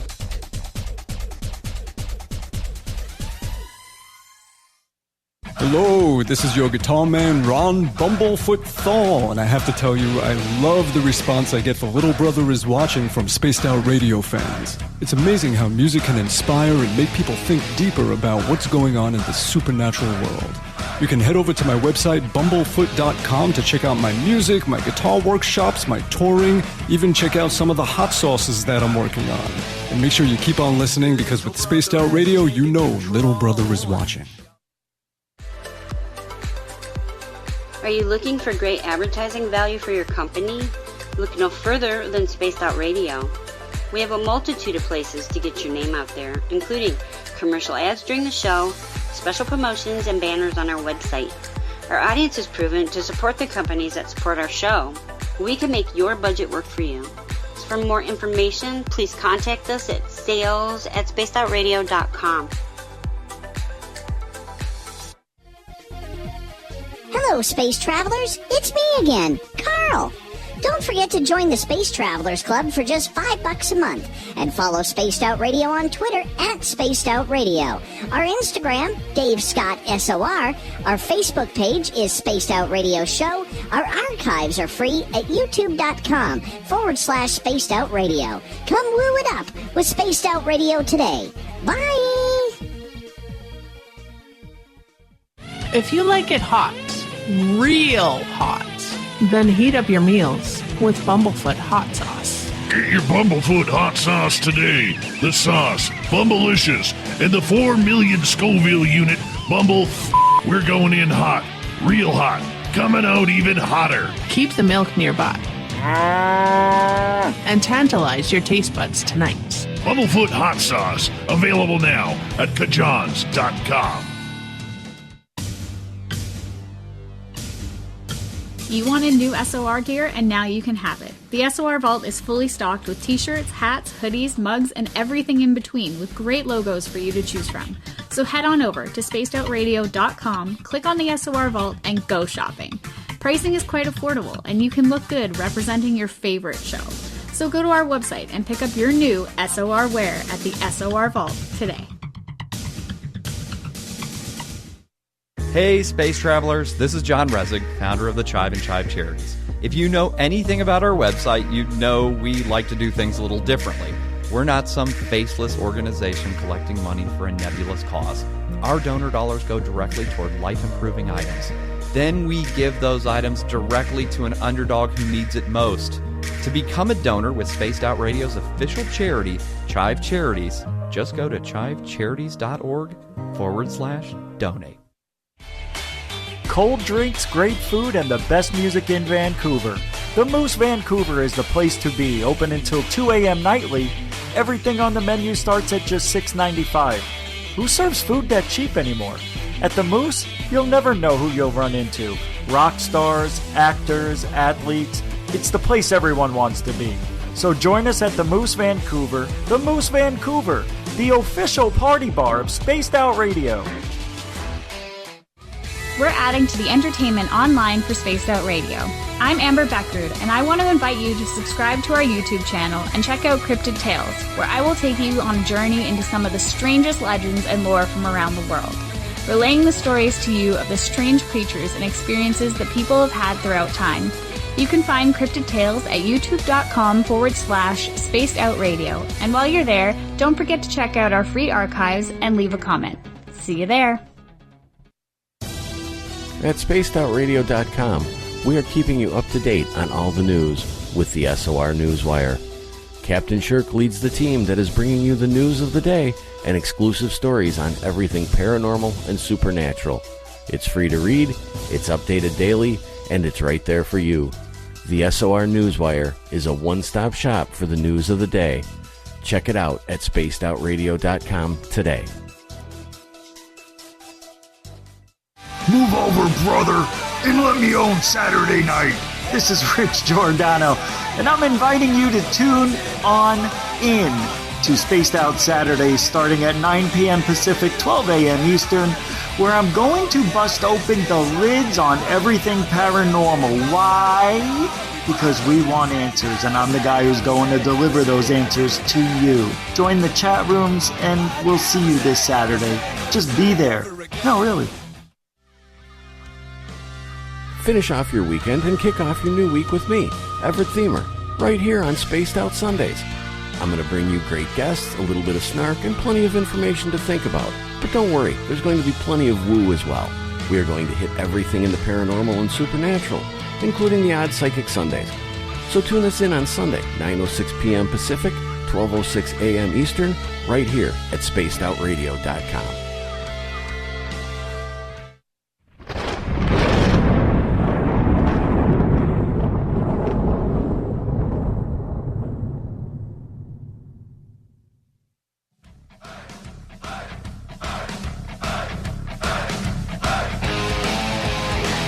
We pass the halfway point of Spaced Out Radio tonight. I am your host, Dave Scott, sitting in the captain's chair of SOR headquarters. Thank you so much for joining us. What a treat it is to broadcast you live. Remember, if you are looking for our archives, guess what? They are free for you at youtube.com/Spaced Out Radio. Just do me the favor, hit that subscribe button. Our website is spacedoutradio.com, where we have a plethora of features for you. You can check those out while you are listening to the show. Geraldine Orozco comes in the first Tuesday of every month, where we get to talk about everything spiritual, Zen, Chi, yoga, you name it, we're on it. Her website, GeraldineOrozco.com. She's from Bay Area Meditation in the beautiful San Francisco, California, where I will be in 2 weeks, meeting up with Geraldine and friends at UFOCon 2020, February 20th through 23rd. I'd love to see as many Spaced Out Radio listeners as we can. Hey, remember I said this. If you're listening to this show and you show up at the conference, I'm going to give you a free Spaced Out Radio We Own the Night poster. You have to come up to me, you got to find me, and I'll have my pens ready, so if you want me to sign it or you want Geraldine to sign it, everybody will sign it. Geraldine, always practicing her autograph signature. We're lucky to have her here tonight. Welcome back. Oh, Dave. And I just want to say thank you so much to all these amazing listeners. Thank you for tuning in. Love you guys so much. Okay, I have to tell the audience this story because because you made me laugh during the break. And it's one of those stories that needs to be replayed here, because I always bug you about your shoe collection. So I'm going to let you take it from here, because this is hilarious. Absolutely hilarious. So Dave is always, giving me a hard time about the shoes. And mind you, I've only met Dave. How many times have we met, Dave? We've only met a couple. Once, right? Okay, yeah, okay. I thought it was just once. And I think he saw my shoes, and now, ever since then, he's like giving me a hard time about my shoes, okay? So the other day, I was at a conference, and someone comes up to me, and they're like, "Oh, you're Geraldine, and I love how Dave always makes fun about your shoe collection. You're like the alien shoe lady, aren't you?" And I was like, "Yeah, that's me. What else am I going to say?" So now people are coming up to me asking me about Dave, which always talks about my shoes. So you guys, I don't know. Don't spread that around. That's a rumor. I don't have 10,000 shoes, okay? No, the last count, apparently, according to Geraldine, was like 412. No, 400. She has like one spare bedroom in her palace, all filled with rows and rows of shoes. So, we don't exaggerate things like that around here. We don't. But nonetheless. Right. All right, moving on here. We got a couple questions on Twitter at #SpacedOutRadio for you. Greco is asking, Geraldine, how does a person come to grip with being of deep religious faith and an alien abductee? There seems to be a conflict with the two realities people may not be able to square. That's a really great question. And, I think there's a conflict, but there is a conflict for those that are not looking a little bit deeper. because in every religion, and I can say this because I am doing the research, I've done the research on this, we are seeing traces that go all the way back to the very origin of life on this planet, historically, of extra-dimensional contact or interdimensional contact that has been documented in history, either through lores documented in tablets, in petroglyphs around the world. And the thing is that there have been, and if we're talking about Christianity or some of the other religions, but I'll use Christianity as an example. A lot of the books that have been removed from the Bible or other texts, biblical texts and other sacred texts, have been removed for the reason that they are talking about extraterrestrial contact or interdimensional presence that comes in. And I mean, really, we got to start asking the questions. We, being raised myself Catholic when I was a child, and then I went into Gnosticism and other religions that I had the privilege of experiencing and learning and researching about. Not just the doctrine, but the practices of the religions. I had the joy of experiencing. If you go deeper into any of those religions, whether it's Hinduism, Buddhism, Christianity, Sufism, you're going to begin to go down a rabbit hole of investigation where you take a look at the most sacred texts that begin to depict this kind of interdimensional contact. Now, even further, just the Bible itself, the way that we are translating and looking and reading these kinds of texts can be taken in many different ways. And there are a lot of researchers out there that are doing the work and have been researching and translating these texts from ancient languages and also even Latin, the original texts, and they are explaining how a lot of this can be taken as interdimensional contact and ET presence. Okay, and I think that right now we cannot just take very superficial doctrines. We can't just take what we're hearing in the Bible at church. We have to dig deeper. And it's our responsibility to inform ourselves, to become researchers of our own understanding of reality. We have to begin to ask the questions. Why is there a conflict? Where's that conflict coming from? At what point did that conflict begin? Okay, because when you start to question that, you begin to look at where some of these pieces of literature have been removed from the texts, have been taken off the historical timelines. I mean, that's incorrect. That's misinformation, and that's mind control because we are being directed as to what we should believe and what we shouldn't believe. If our historical background, if our religions were being respectful of information as gnosis, as knowledge, all of that would be very openly publicized and we would have access to that information, but it's not. So we have to question why. Even if it was just considered an artistic text or literature, we still should do the research in questioning those things. So I think that at this point, in the research of ET contact, we have all the resources available to us to begin to answer those questions. And when I always say this, but the deeper you go down the spiritual hole, the rabbit hole, you're going to be met with extraterrestrial contact. The deeper you go down the extraterrestrial contact, you're going to be met with the spiritual question of consciousness. And ultimately, they're going to meet in the middle. And so this is where we begin to, question our reality, question our existence, all of those things, which all of us, each human is, coming upon this question at some point in their life. So, I think it's a matter of informing ourselves properly. And, that's what I would say. All right. Let's go back to Twitter with Andrew. Getting back to the past lives, he is asking, is there ever a pattern amongst many different people about a great planetary trauma in the very distant past? If you've come across this from multiple individuals, what was that event?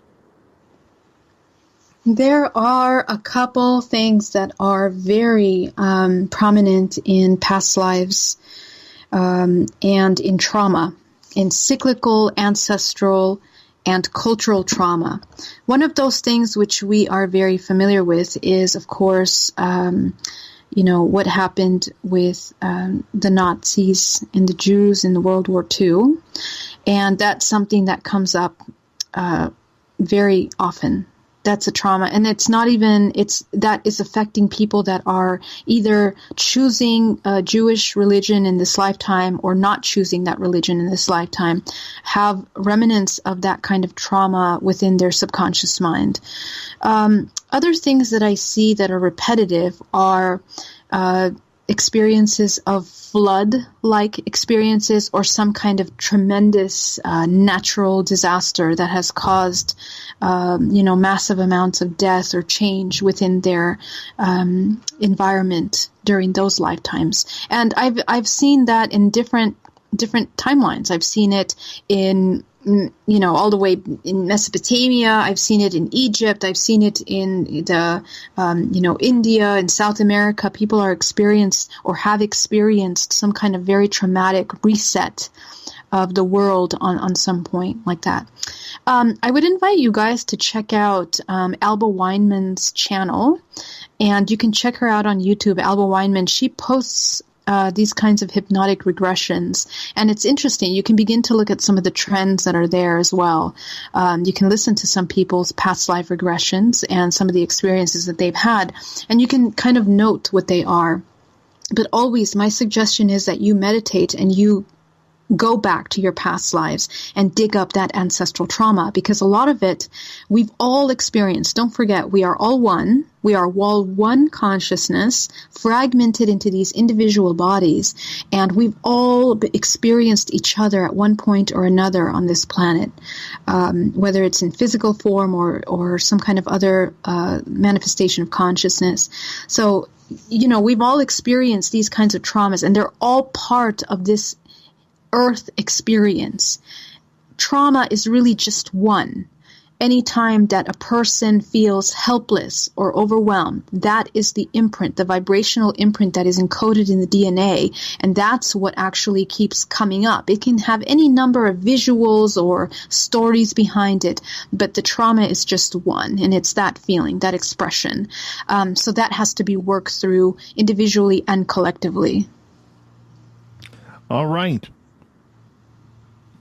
Moving on here, in regards to ET contact and the physical nature that it takes on a person's body, what is the difference between what a man experiences comparatively to a woman in just regular contact? I'm not going into hybridization here, but just regular contact. Is it pretty much the same? We hear scoop marks, we hear of scratching, we hear of, other little instances that happen. But do the ETs, from what your research shows, really differentiate between the male species of humanity comparatively to the female species? Do they differentiate? I really, I don't believe so. I don't believe so, Dave. If we're just talking about regular contact, I think that most contact is done for some kind of research that they are trying to carry out. Getting to know the human body. So if there are marks, because we're talking about marks, usually they're scoop marks or implants that are in the body. So they can be physical. They can be like something that looks like moles or spots or dots. Those are quite common. quite common, and scars that have been healed, where implants have been placed, or maybe pieces of material, genetic material, have been removed from the body. And they tend to be around the same places. I mean, it's usually around the ankles, the wrists, the spine, sometimes the abdomen, and sometimes the inner thigh or the genital areas, So those are the ones that are the most common that I've seen. But, I mean, there's so much contact experience, documentation and pictures of people. And I've seen some pretty incredible pictures of contact. So, yeah, I guess it varies. It really just depends on what they're experiencing. So for you mainly deal with female experiences, correct? No. I work with both men and women, but mostly in the hybridization program. And so a lot of the stuff that I'm seeing is usually marks in the genital areas and or implant marks within the body. As I mentioned, the ankles, the extremities, or the genital areas, the abdomen, or the spine. Oh, sometimes also the nape of the neck areas, or the ears. Those are the things that are most common with the people that I work with, but both men and women, yeah. Okay, so when you are going through these areas on the human body that these alien-type species are investigating scientifically, if we put it politically correct, why are they going into the nape of the neck, or why are they going into the ankles? Can you go into detail about that? Well, what I've seen is that this is where implants are usually placed within the body. If we take a look at how the meridians run in the body, and this is purely based on what I've seen, where they tend to place these is usually where there are, the main arteries in the body. So in the neck, around the neck, the nape of the neck is usually where there is an implant that is associated with, connected to the brain, which it's kind of like a switch that they can turn on and off and disconnect consciousness or nerve feelings within the entire body. And I've also seen them put in the extremities. I've had it in myself as well, in the arms, normally around the wrists, and depending on what part of the body, usually I've seen it on the left hand, but usually where there are main vein lines, and in the legs and the ankles. Now, when we're looking at the implants that are being put in the genital areas, of course, usually not just externally but internally in the womb. Those are being put in, and sometimes, you can feel them. I've seen a couple cases where you can actually feel it from outside, or it's all the way inside into the uterus, which is assisting with the hybridization program specifically. And so it's my belief that these are monitoring systems that allow the human body to be, I guess, recorded, maybe similar to like a Fitbit, for example. That's the closest thing that I can relate it to. That kind of is constantly monitoring the rates of the body, and not just physical, but also the multidimensional body. It's kind of accessing information, the subconscious mind, how the subconscious mind is moving, what it's accessing, memories that it's accessing, experiences. Because you got to remember that our human experience during waking time is only one aspect of ourselves. We have an entire life that is being experienced in dream time, and that's usually when the majority of these experiences are happening, when we are leaving the physical body. But though this kind of technology is recording information from the DNA, which is holographic, that pulls information from astral travel or interdimensional travel of a person. So, it's not just picking up information from the physical body, it's picking it up from all aspects of the body. And sometimes these aspects can be hijacked or controlled or whatever. All of that is being recorded. So whether it's one agenda or more than one species that is in contact with a particular subject, I'm thinking that these implants sometimes are overlaying or interacting with each other, maybe even. Is it a power thing for the aliens doing this to us in order to monitor, or is power maybe the wrong word? I think that it's beyond power. Dave, I think that what we're talking about is a control of consciousness in a sense, even these physical shells that we're incarnating into in this three-dimensional plane, kind of in a way, they don't really belong to us. We're just borrowing the physical shell. And the physical shell belongs to a quote-unquote system, a structure of reality, an architecture of reality, which we can quickly name Matrix, just to say the name. But it is a system that is manipulated, controlled to create certain emotions, feelings, and expressions of the physical body. And so all of those expressions that are being emitted from a person throughout the day, from the moment that they wake up to sleep and even in dream time, those are often manipulated when the human is not conscious of their self and their experience. So, when you're talking about control, it really goes beyond that. We're talking about a structure of reality that is really quite hijacked in a sense. And it's our job, it's my belief, to become very conscious, very aware of ourselves. That's why we call awakening, to embody that free will so that we begin to take control of this little vessel. This little vessel is just one fragment of what we are. We're interdimensional beings, we're multidimensional beings, and that being said, we have fragments of ourselves that are operating on more than one dimension. That's why we have access to all of these fragments of ourselves. Okay, even the extraterrestrial experiences. So the more we become aware and conscious of ourselves, we meditate, we get to know ourselves, we begin to deconstruct the false programming of this matrix, you can kind of begin to awaken other aspects of yourself, your psychic abilities and those fragments. And so only then, I think, is when the human is starting to kind of disconnect from this kind of, body. That's why we're able to dissolve some of these etheric implants. I've been able to do that on my body, and I know that a lot of healers do that. We're able to dissolve these etheric implants because those implants are put into the body based on the vibrational frequency of the human organism. If the human body is vibrating low frequency, it's a perfect environment for some of these implants to be placed in the body. So, it really says a lot about the technology and also us and how we operate. Very, very cool indeed. We've got about just over a minute left before we got to go to break at the top of the hour. Geraldine Orozco is our guest. Geraldine, the way these implants work then, are they tracking, as best you know, what men and women are doing differently?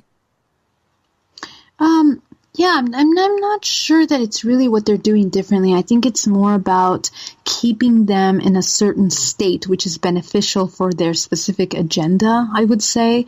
Anytime that the human starts to raise their frequency or change the environment for that implant, that's when you're going to start having maybe more visitations or more experiences. I think that's when they come in. They can come in and replace the implants, or they can change them.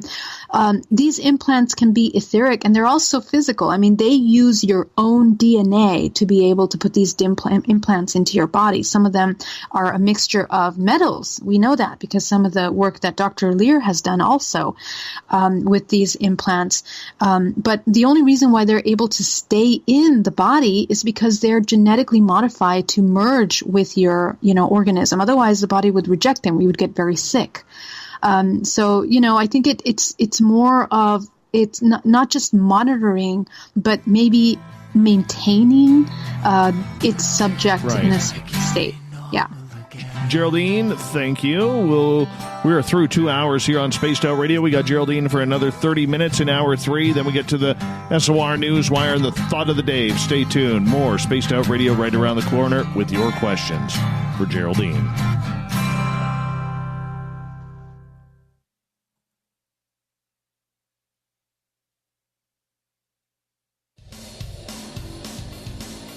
We all know on Spaced Out Radio we love a good beard and mustache, so why not take care of your facial hair with Mighty Moose Beard Oil?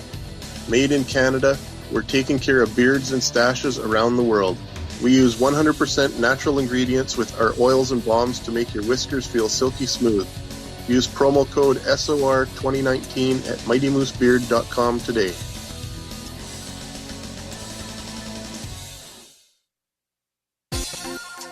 For the price of 1 cup of coffee a month, you can become an SOR Space Traveler. The Space Travelers Club is a place where you can interact with other listeners, either live during the show or on our great forum. We want your stories, pictures, comments, and ideas. You'll get live video streams, exclusive content, and be a part of our newsletter. Stay in touch with everything SOR. The Space Travelers Club is just $5 a month at spacedoutradio.com. We're adding to the entertainment online for Spaced Out Radio. I'm Amber Beckrud, and I want to invite you to subscribe to our YouTube channel and check out Cryptid Tales, where I will take you on a journey into some of the strangest legends and lore from around the world, relaying the stories to you of the strange creatures and experiences that people have had throughout time. You can find Cryptid Tales at youtube.com/Spaced Out Radio, and while you're there, don't forget to check out our free archives and leave a comment. See you there. A little bit of science, a little bit of skepticism. Add a dash of snark and you have the makings of Spaced Out Sundays with me, Everett Thielen. Together we will look into the reality of the paranormal with an open eye and rational thought. Oh, did I mention there'll be plenty of woo as well? Your time spent with Spaced Out Sundays will make the night even better. The chat rooms are open, 9:06 p.m. Pacific, 12:06 a.m. Eastern, right here at spacedoutradio.com. Move over, brother, and let me own Saturday night. This is Rich Giordano, and I'm inviting you to tune on in to Spaced Out Saturdays starting at 9 p.m. Pacific, 12 a.m. Eastern, where I'm going to bust open the lids on everything paranormal. Why? Because we want answers, and I'm the guy who's going to deliver those answers to you. Join the chat rooms, and we'll see you this Saturday. Just be there. No, really. Hello, Space Travelers. It's me again, Carl. Don't forget to join the Space Travelers Club for just $5 a month and follow Spaced Out Radio on Twitter at Spaced Out Radio. Our Instagram, Dave Scott SOR. Our Facebook page is Spaced Out Radio Show. Our archives are free at youtube.com/Spaced Out Radio. Come woo it up with Spaced Out Radio today. Bye! Hello, this is your guitar man, Ron Bumblefoot Thorne, and I have to tell you, I love the response I get for Little Brother is Watching from Spaced Out Radio fans. It's amazing how music can inspire and make people think deeper about what's going on in the supernatural world. You can head over to my website, bumblefoot.com, to check out my music, my guitar workshops, my touring, even check out some of the hot sauces that I'm working on. And make sure you keep on listening, because with Spaced Out Radio, you know Little Brother is watching. The party is always on at the Moose Vancouver. The Moose Vancouver is where you want to be when visiting Canada's West Coast. Open until 2 a.m. nightly, the Moose cranks up the rock while serving some of the best rated food in the city. The menu starts at $6.95. Why party anywhere else in Vancouver when the Moose is right there? Get your horns up and rock with the Moose, the official party bar of Spaced Out Radio.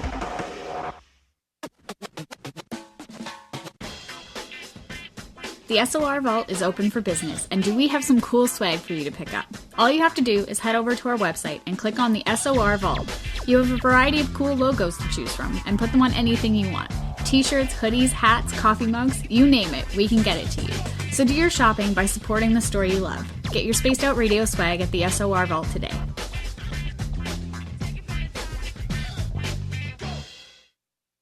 Visit purpleplates.com today. For over 40 years, the Purple Energy Plates have been delivering amazing results for their many customers.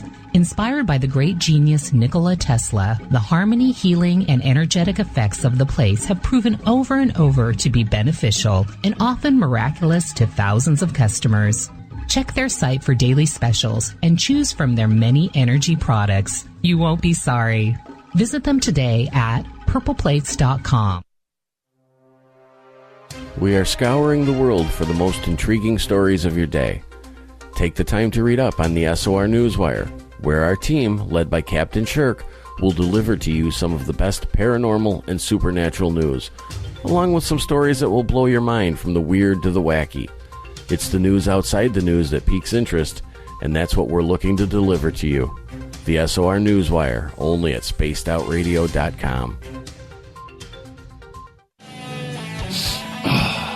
I'm feeling a little spicy tonight. What to do? What to do? Why not get bumblefuck? 4 million Scoville units of pure hard rock. Bumblefoot hot sauces come in 3 flavors. The burning bumble. Tone it down a bit with Bumblicious and throw the sauce on everything. Spice it up. Bumble me, baby. Bumblefoot hot sauce. Get it today at kajans.com. Looking for creative ways to get your company out in the public? How about advertising on Spaced Out Radio? Our sales department is waiting to hear from you, and we can work around any budget. From commercial spots to banners to special promotions, there are many opportunities to get your name and product out to our SOR listeners. For a price guide and more information, please contact us at sales@spacedoutradio.com. Hello everyone, this is Ryan Stacy from the Experiencer Support Association, otherwise known as TESSA. We're glad to team up with Spaced Out Radio to help investigate your experiences on the SOR Sightlines Report. Together, we'll investigate the strange sightings and occurrences you've had. We're looking for answers just like you. So fill out a Sightlines report on the Spaced Out Radio website and let's figure out what's going on together. Hey, space travelers, this is John Resig, founder of the Chive and Chive Charities. If you know anything about our website, you know we like to do things a little differently. We're not some faceless organization collecting money for a nebulous cause. Our donor dollars go directly toward life-improving items. Then we give those items directly to an underdog who needs it most. To become a donor with Spaced Out Radio's official charity, Chive Charities, just go to chivecharities.org/donate. Would you like to connect with us? Head to spacedoutradio.com for all your latest show info. Now, back to Dave Scott and SOR. We are underway in the third and final hour of Spaced Out Radio tonight. I am your host, Dave Scott. Thank you so much for joining us. Hi to everyone listening in on our terrestrial affiliates, KDNF AM 1560 in Dangerfield, Texas, WQEE 99.1 FM in Newnan, Georgia, UPRN 107.7 FM in New Orleans. We are on KDNF or KDUN AM 1030 in Reedsport, Oregon, and Chuck and the crew at KZFX 93.7 FM in Ridgecrest, California. On the digital side, we're proud to broadcast on Kingdom of Nye Radio and Revolution Radio. Remember, you can check out all of our archives for free at youtube.com/Spaced Out Radio. Do me the favor, hit that subscribe button. The Desert Clam has set the password for tonight in the SOR Space Travelers Club. Ornithophilus. Ornithophilus is your password. Use it wisely, space travelers, as the Clam sets the password each and every night right here on Spaced Out Radio. Our website is spacedoutradio.com, where we have a plethora of features for you. Rock out to Bumblefoot, do a little shopping at the SOR Vault, grab a great book from We Read the Night. Join the Space Travelers for $5 a month, and Captain Shirk has you all up to date on the SOR Newswire. For the final time tonight, we have Geraldine Orozco here for The Spiritual You, which happens the first Tuesday of every month. Her website, GeraldineOrozco.com. And Geraldine, we're going to continue with audience questions here, if you don't mind. Awesome. Let's do it. All right, let's head over to Twitter with Greco, who is asking, how does a person trust their own consciousness if they are aware aliens can manipulate consciousness, thus manipulating a person's reality? How much worse is it if a person is unaware of this manipulation? That's a really great question. And it's a complex question, which is a huge explanation, but I'm going to make it as concise as possible. The more that you connect with yourself, the more that you learn about your multidimensional body and yourself as a human, you begin to uplift and go into information of who you are as a person, all the concepts that you've been given since birth up until now, everything that creates your perception, your belief systems, all of those things.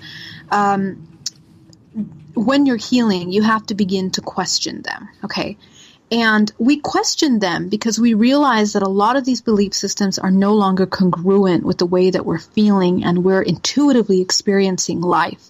We go into these depressions, we lose things, we have repetitive, painful relationships, we have issues with our, businesses, careers, all the blockages, the things that occur in life that are not flowing the way that we expect it to flow, is intuitively out of alignment with something. And so when we start to experience that, and we all experience that in our life, that is an invitation for you to begin to question the way that your habits are, the way that you're experiencing life.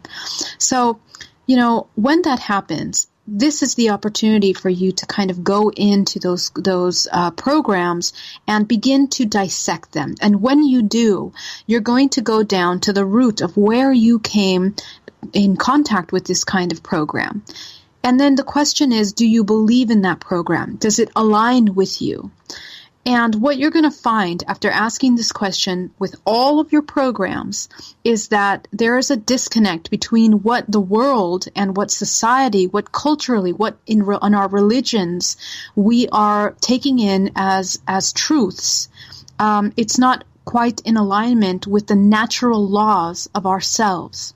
The natural laws of creation are based on two things.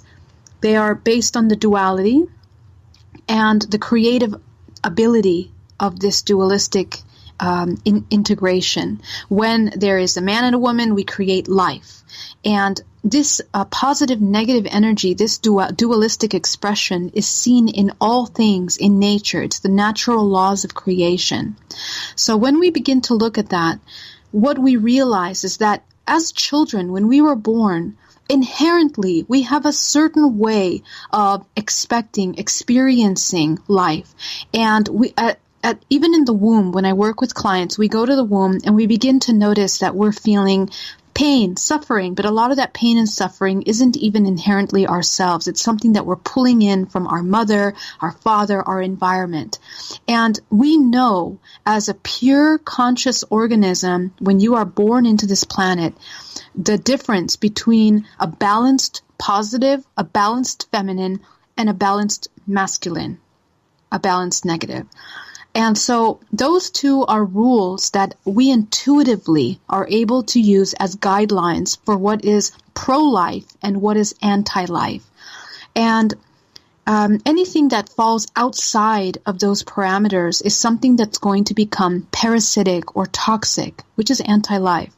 So when we look at that dualistic expression, we can begin to notice what are the things that are right and wrong. So this is where intuition starts to play a role. Intuition is when things are in alignment with the balanced natural laws of the universe. And those are encoded in us inherently, not just in our DNA, but our soul structure is running on that understanding, on that expression of consciousness. So when we go into ET contact, for example, and we begin to notice the difference between our own internal dialogue we can then see the difference between our own internal dialogue and when there is an interception, or when there's somebody that's trying to hijack or parasitically come in to manipulate or mind control us. And that awareness is only going to happen if you have cultivated that awareness, if you have become of your own familiar with your own internal dialogue. That's why I am really, spending my entire life training people on activating their psychic abilities, activating that internal dialogue, so that they can learn how to use discernment, which is one of the most powerful tools that we have as humans to be able to understand what is true, what is real, in this kind of, illusion. Because ultimately, you can go into the whole, concept of whether something is real or whether something is an illusion, and we can go down that conversation, but in reality, our way of knowing is what is in alignment with our true core values, with our true basic laws of the universe. And that's the best way that I can explain it in a short amount of time. All right. Andrew is asking, we had Grant Cameron on last night, and Andrew wants to make his question around what Grant was saying.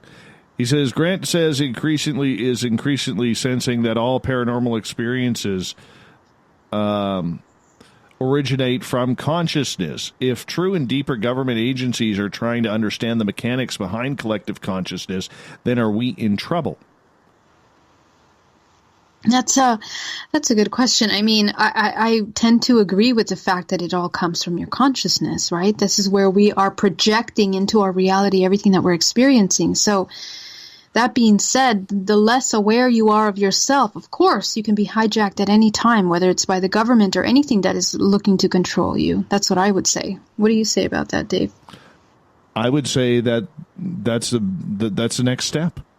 If we want to look at it on a conspiracy tinfoil side of things, that if you can control the collective consciousness, whether it's through mass media, whether it's through claiming their minds due to implants, you could control the population, you could do a lot of things. Yeah. Whether it's positive or negative. Right. And I mean, it's already happening, right? I mean, it's already happening. We already have mainstream media, which has heavily controlled our society, I think, on a really large scale. Exactly. All right, let's move on over to the Space Travelers Club. Hadarach has a pair of questions, and he is saying, seeing how so many are terrified about their abduction experiences, do aliens attempt to make the experiences less fearful for them? Do they even care? I think that trauma in abduction is, unfortunately, it's going to happen because we are anything that we are experiencing that's outside of our range of belief, or what we're used to experiencing, what is familiar to us, is always going to be traumatizing to us. It's always going to be something that is unknown to us. Anything unknown is often causing us fear. So, do they have these feelings? I mean, in my experience, a lot of times they try to control and remove the fear out of your body, or they try to manipulate your emotions so that you don't have those kinds of experiences. In some of the quote-unquote higher vibration, they don't want you to come into any kind of fear vibration of any kind, because that's in alignment with a different entities or different beings. And then on the darker side, let's say experiences with draconians, they very much thrive on that very deep fear, dark, heavy confusion, and exhilaration. So, those are the two dualistic aspects or expressions of these kinds of ET contact. It really just depends on the kind of experience that you're having. I think that's the best way to answer that question, because it really just depends on who you're interacting with. All right. A follow-up question from Hadarach in the SOR Space Travelers Club on our website. He's asking, Geraldine, have you ever noticed any people who have irritations above the area of the implant? Oh, yeah, definitely. I mean, and the irritation will happen because of the implantation procedure, or because something's maybe an allergic reaction to it. I mean, sometimes it starts off like a scar it's just red, and it's a scar that's healed, but it wasn't there the day before. That's also quite common. And then also when there are implants in the body, sometimes the reactions happen and you'll end up with a fever or sick or ill because of that kind of interdimensional contact. That's also happened a lot to myself personally and other people, even in my own family, that's happened. So I think that the after effects of these implants are very much physical. They're very real, very physical. And so that's something that we are experiencing. All right, let's move on here. Trip is asking, when we were talking about the Matrix earlier, why a false Matrix? Why not do it where we can better ourselves and those around us? I'm not sure I quite understand the question because, well, here's why, and thank you for asking the question. It's not necessarily that we're in a false matrix. What I mean by that is that we look at our reality and what we're living in more as a holographic projection, okay? Kind of like the reality that we're living in is holographic, and everything from our DNA to the reality that we're in, if it's holographic, then that means that we can, move. And of course, the structure of reality is directed in a certain way. That's why we call it a matrix per se, because it's directed and designed in a certain way to experience certain kind of events and experiences. Why do we say that? We say that because our collective right now is experiencing a lot of pain, a lot of suffering. I mean, we don't need to, go very far to see that. We have a lot of suffering in the world around us.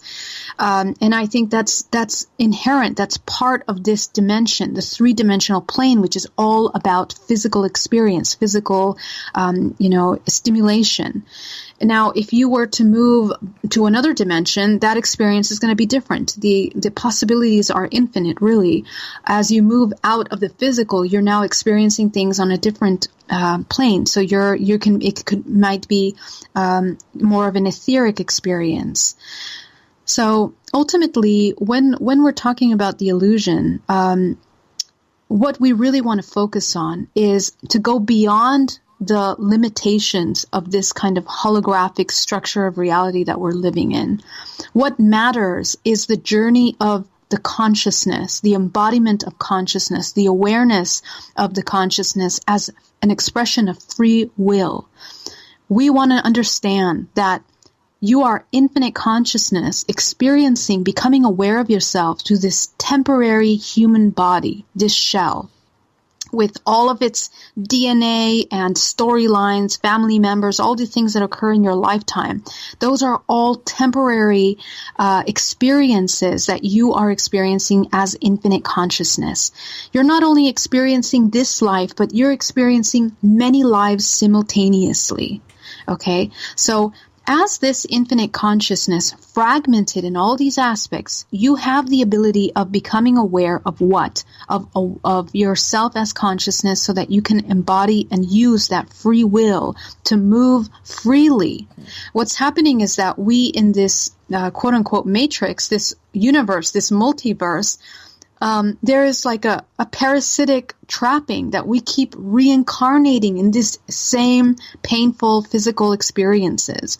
So the idea is that we are evolving, and that's why, we see everywhere from religion to all these spiritual practices to become enlightened, which means to become light.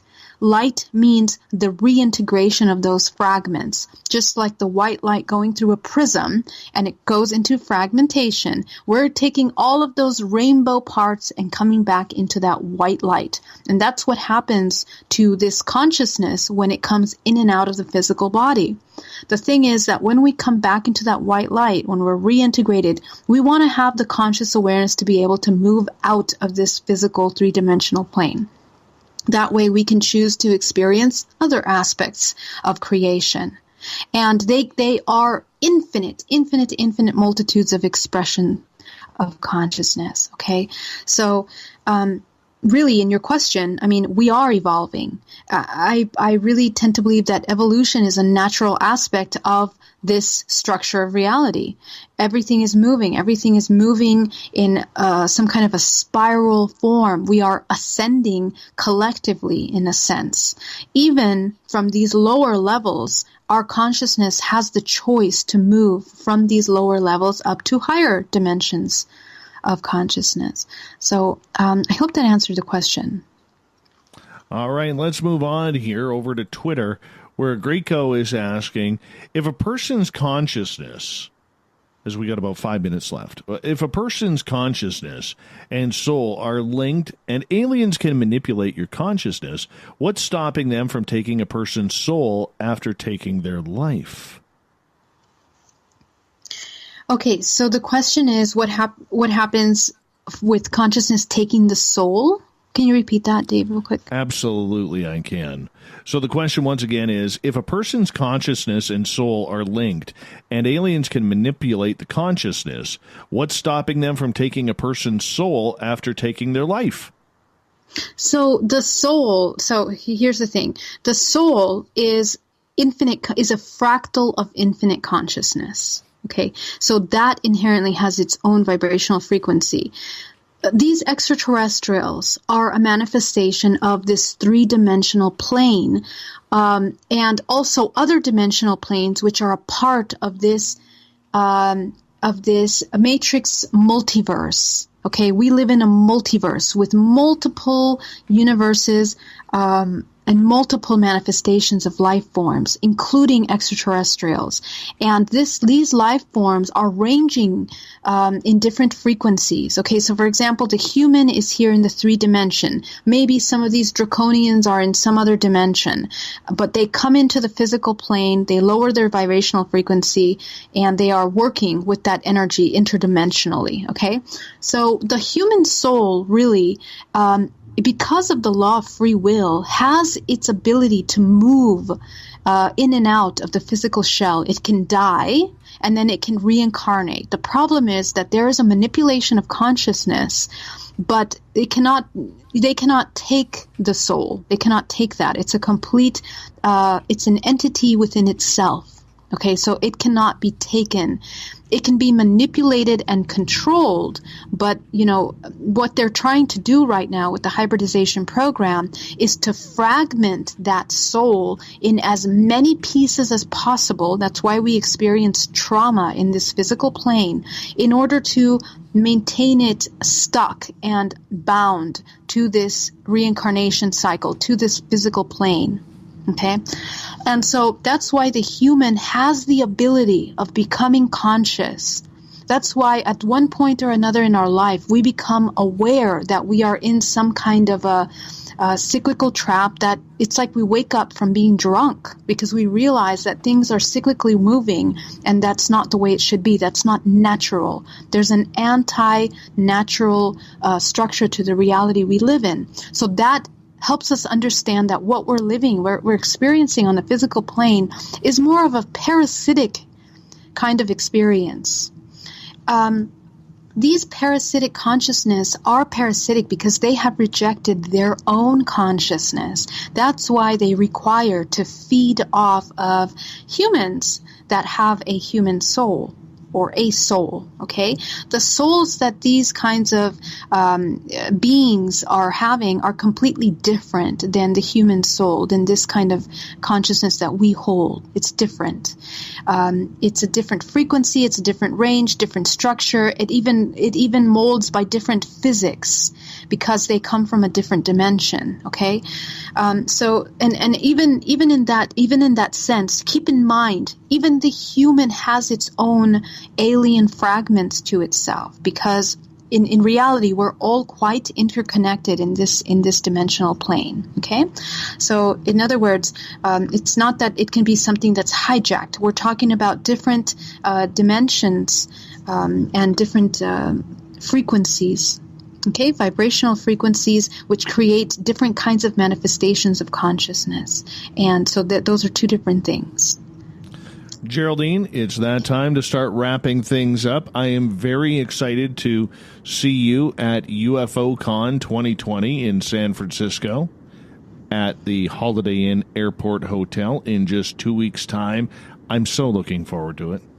I can't wait, Dave. I'm so excited, and I can't wait to hear you speaking, and I really hope that our listeners can try to make it out so we can all, I'd love to meet with you guys and connect with you guys. So, Dave, thank you so much again, and I will see you soon. Absolutely. BayAreaMeditation.com, GeraldineOrozco.com. Those are Geraldine's websites as Geraldine Orozco joins us the first Tuesday of every month for The Spiritual You, which we love doing on this program. You know, Geraldine's already been with us for over 2 years on this program, and she just keeps getting better and better, and her name keeps getting bigger and bigger. Her shoe collection keeps growing and growing and growing. We absolutely love her around here, and she'll be back next month on March 3rd. Coming up next, we have the SOR Newswire and the Thought of the Day. Stay tuned. More Spaced Out Radio right after this.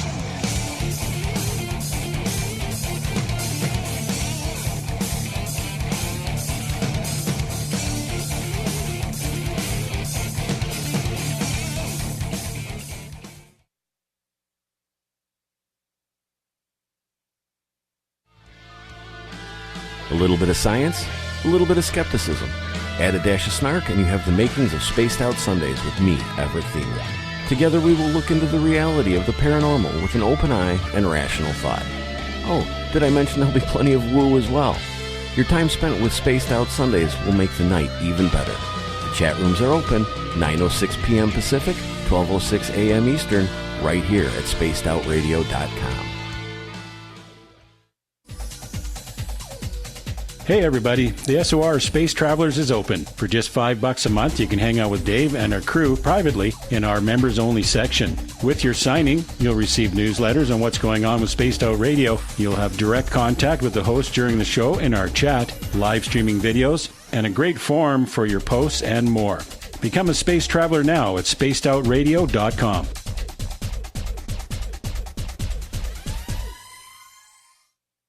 Move over, brother, and let me own Saturday night. This is Rich Giordano, and I'm inviting you to tune on in to Spaced Out Saturdays starting at 9 p.m. Pacific, 12 a.m. Eastern, where I'm going to bust open the lids on everything paranormal. Why? Because we want answers, and I'm the guy who's going to deliver those answers to you. Join the chat rooms, and we'll see you this Saturday. Just be there. No, really. We all know on Spaced Out Radio we love a good beard and mustache, so why not take care of your facial hair with Mighty Moose Beard Oil? Made in Canada, we're taking care of beards and stashes around the world. We use 100% natural ingredients with our oils and balms to make your whiskers feel silky smooth. Use promo code SOR2019 at MightyMooseBeard.com today.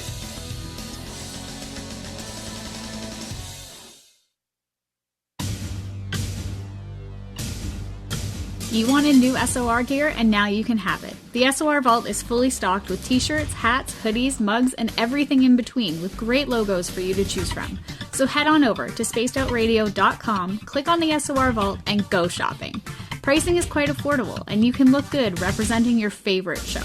So go to our website and pick up your new SOR wear at the SOR Vault today. Cold drinks, great food, and the best music in Vancouver. The Moose Vancouver is the place to be, open until 2 a.m. nightly.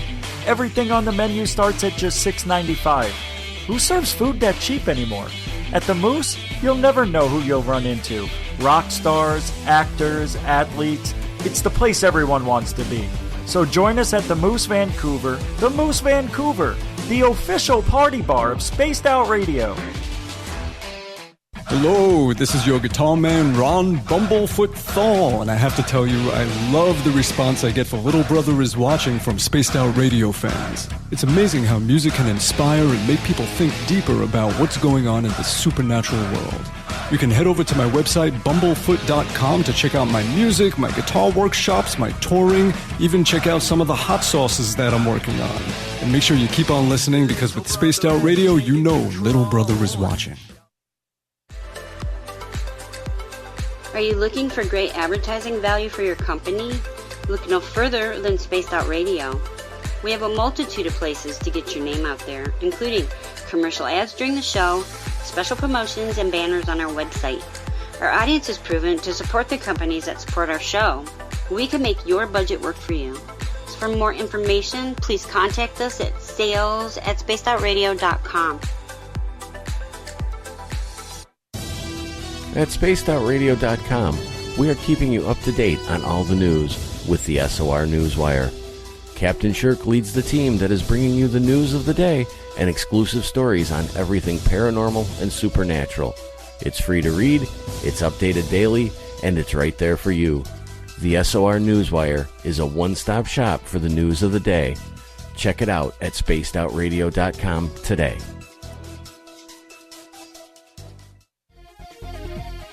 Hello, space travelers. It's me again, Carl. Don't forget to join the Space Travelers Club for just $5 a month and follow Spaced Out Radio on Twitter at Spaced Out Radio. Our Instagram, Dave Scott SOR. Our Facebook page is Spaced Out Radio Show. Our archives are free at youtube.com/Spaced Out Radio. Come woo it up with Spaced Out Radio today. Bye! Hey, Spaced Out Radio fans! It's John Resig, founder of the Chive and Chive Charities. Our goal is to make the life of veterans, first responders, and those with rare medical conditions 10% happier. We do this by donating one grant item, ranging from vans to therapy programs to prosthetic limbs, to those who need it most. To contribute to Spaced Out Radio's official charity, head over to chivecharities.org and become a donor today. If you like it hot, real hot, then heat up your meals with Bumblefoot hot sauce. Get your Bumblefoot hot sauce today. The sauce, Bumblicious, and the 4 million Scoville unit Bumble. We're going in hot, real hot, coming out even hotter. Keep the milk nearby and tantalize your taste buds tonight. Bumblefoot hot sauce, available now at kajans.com. We're adding to the entertainment online for Spaced Out Radio. I'm Amber Beckard, and I want to invite you to subscribe to our YouTube channel and check out Cryptid Tales, where I will take you on a journey into some of the strangest legends and lore from around the world, relaying the stories to you of the strange creatures and experiences that people have had throughout time. You can find Cryptid Tales at youtube.com/Spaced Out Radio. And while you're there, don't forget to check out our free archives and leave a comment. See you there.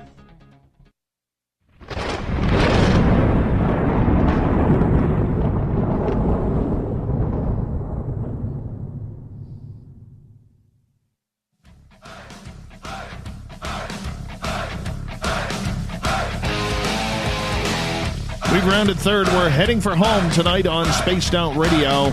I am your host, Dave Scott, sitting in the captain's chair of SOR headquarters. Thank you so much for joining us. Want to remind all of you that if you've missed most of this show or others, you can check out our free archives at youtube.com/Spaced Out Radio. Just do me the favor. Hit that subscribe button. Our website is spacedoutradio.com, where we have a plethora of features for you. Rock out to Bumblefoot, do a little shopping at the SOR Vault, grab a great book from We Read the Night. Join the Space Travelers for $5 a month. And, of course, you could take in Captain Shirk's SOR Newswire, which is updated daily.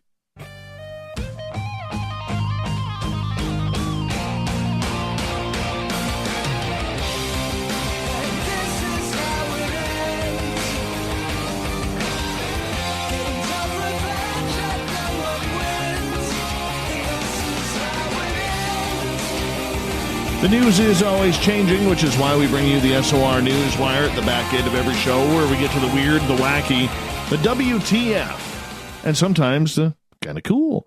Elon Musk teased on Twitter this weekend that his secretive brain computer interface startup Neuralink is working on an awesome new version of the company's signature device. In July of last year, Neuralink showed off plans to connect the human brain to machines by shooting holes in the skull with lasers and feeding flexible threads of electrodes into the brain. In a tweet, Musk claimed that Neuralink must have its updated version in a human as soon as this year. He said it just needs to be unequivocally better than Utah Array, which is an existing neural interface designed to record neural activity in the brain. Musk pointed out that such an array has some severe drawbacks and claimed that it looks like a medieval torture device, perhaps referring to its spiky nature and the way it's inserted into the brain via a pneumatic inserter. Musk bragged in November that future versions of Neuralink might be able to solve autism and schizophrenia by reinstating lost portions of the brain and making them functional again. We have yet to see what Neuralink's updated vision looks like, or if the concept even works at all, but Musk is optimistic. Don't want to get too excited, he says, but the potential is truly transformational for restoring brain and motor functions, he wrote. Yeah, let's hope so. I would love to see this help people, whether it's with autism, whether it's with any type of spinal type injury. Wouldn't that be great, giving people the ability to walk or move their limbs again? That's where I look forward to this. I really do. Hopefully he's successful.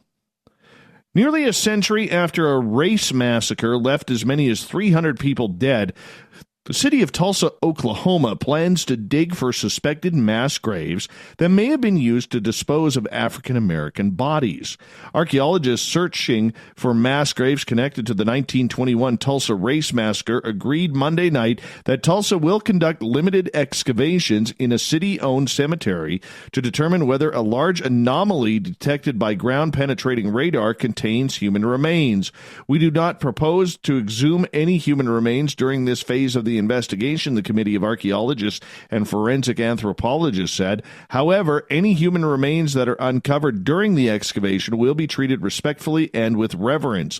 The excavation is set to begin in April. The decision comes 2 months after a team of forensic archaeologists led by Oklahoma Archaeological Survey at the University of Oklahoma revealed that they had found possible common graves at 2 sites in Tulsa. They identified the sites as the Canes, located on a bluff along the Arkansas River near Highway 75, and the Sexton area of Oak Lawn Cemetery, which is a few blocks from Greenwood, the black community that was destroyed during one of the worst episodes of racial violence in U.S. history. The massacre, rarely spoken of in the decades after a white mob descended on Greenwood and destroyed blocks of the affluent black neighborhood, has become the subject of a renewed public scrutiny as Tulsa prepares to commemorate the 100th anniversary next year. That history is also a starting point for the HBO hit series The Watchmen. Although scientists say the radar findings are promising, the only way to determine precisely what lies beneath the ground is to dig. The initial excavation will be conducted at Oak Lawn Cemetery. The teams of scientists said they will proceed carefully so as not to disturb the nearby marked graves. They plan to use machines to remove only the top layers of soil. The rest of the excavation will be done by hand, conducted by a team of forensic anthropologists and archaeologists. Each bucket of earth will be screened through a mesh cylinder and sifted. If they find burials that scientists determine are not associated with the violent event, excavations will be adjusted to leave them in place. But if the remains appear to have been associated with another criminal event, then they will be further investigated by law enforcement and the Office of the Chief Medical Examiner. Sand dunes are inanimate objects, so they don't think or feel, but they can communicate with their neighbors and let them know they need space, according to research published by scientists at Cambridge University. The scientists made the discovery after putting 2 identical piles of sand in a special 6.5-foot across rotating tank that generated enough water flow to move the particles. Sand dunes are known to move around or migrate in rivers, oceans, and deserts, and in smaller dunes generally move faster than the larger ones. Carol Bakich, a PhD candidate in Cambridge's Department of Applied Mathematics and theoretical physicist, he is the first author on the paper that has been reported by the Journal of Physics Review Letters. Bakich says he thought the 2 piles would move at the same speed since they were the same height and volume, but that's not what happened. There were all the reasons to suspect that they will move at the same rate, but it turns out that they move at different rates. They would move away from each other as though they didn't like each other. The dunes kept moving away from each other until they were at the opposite ends of the round tank.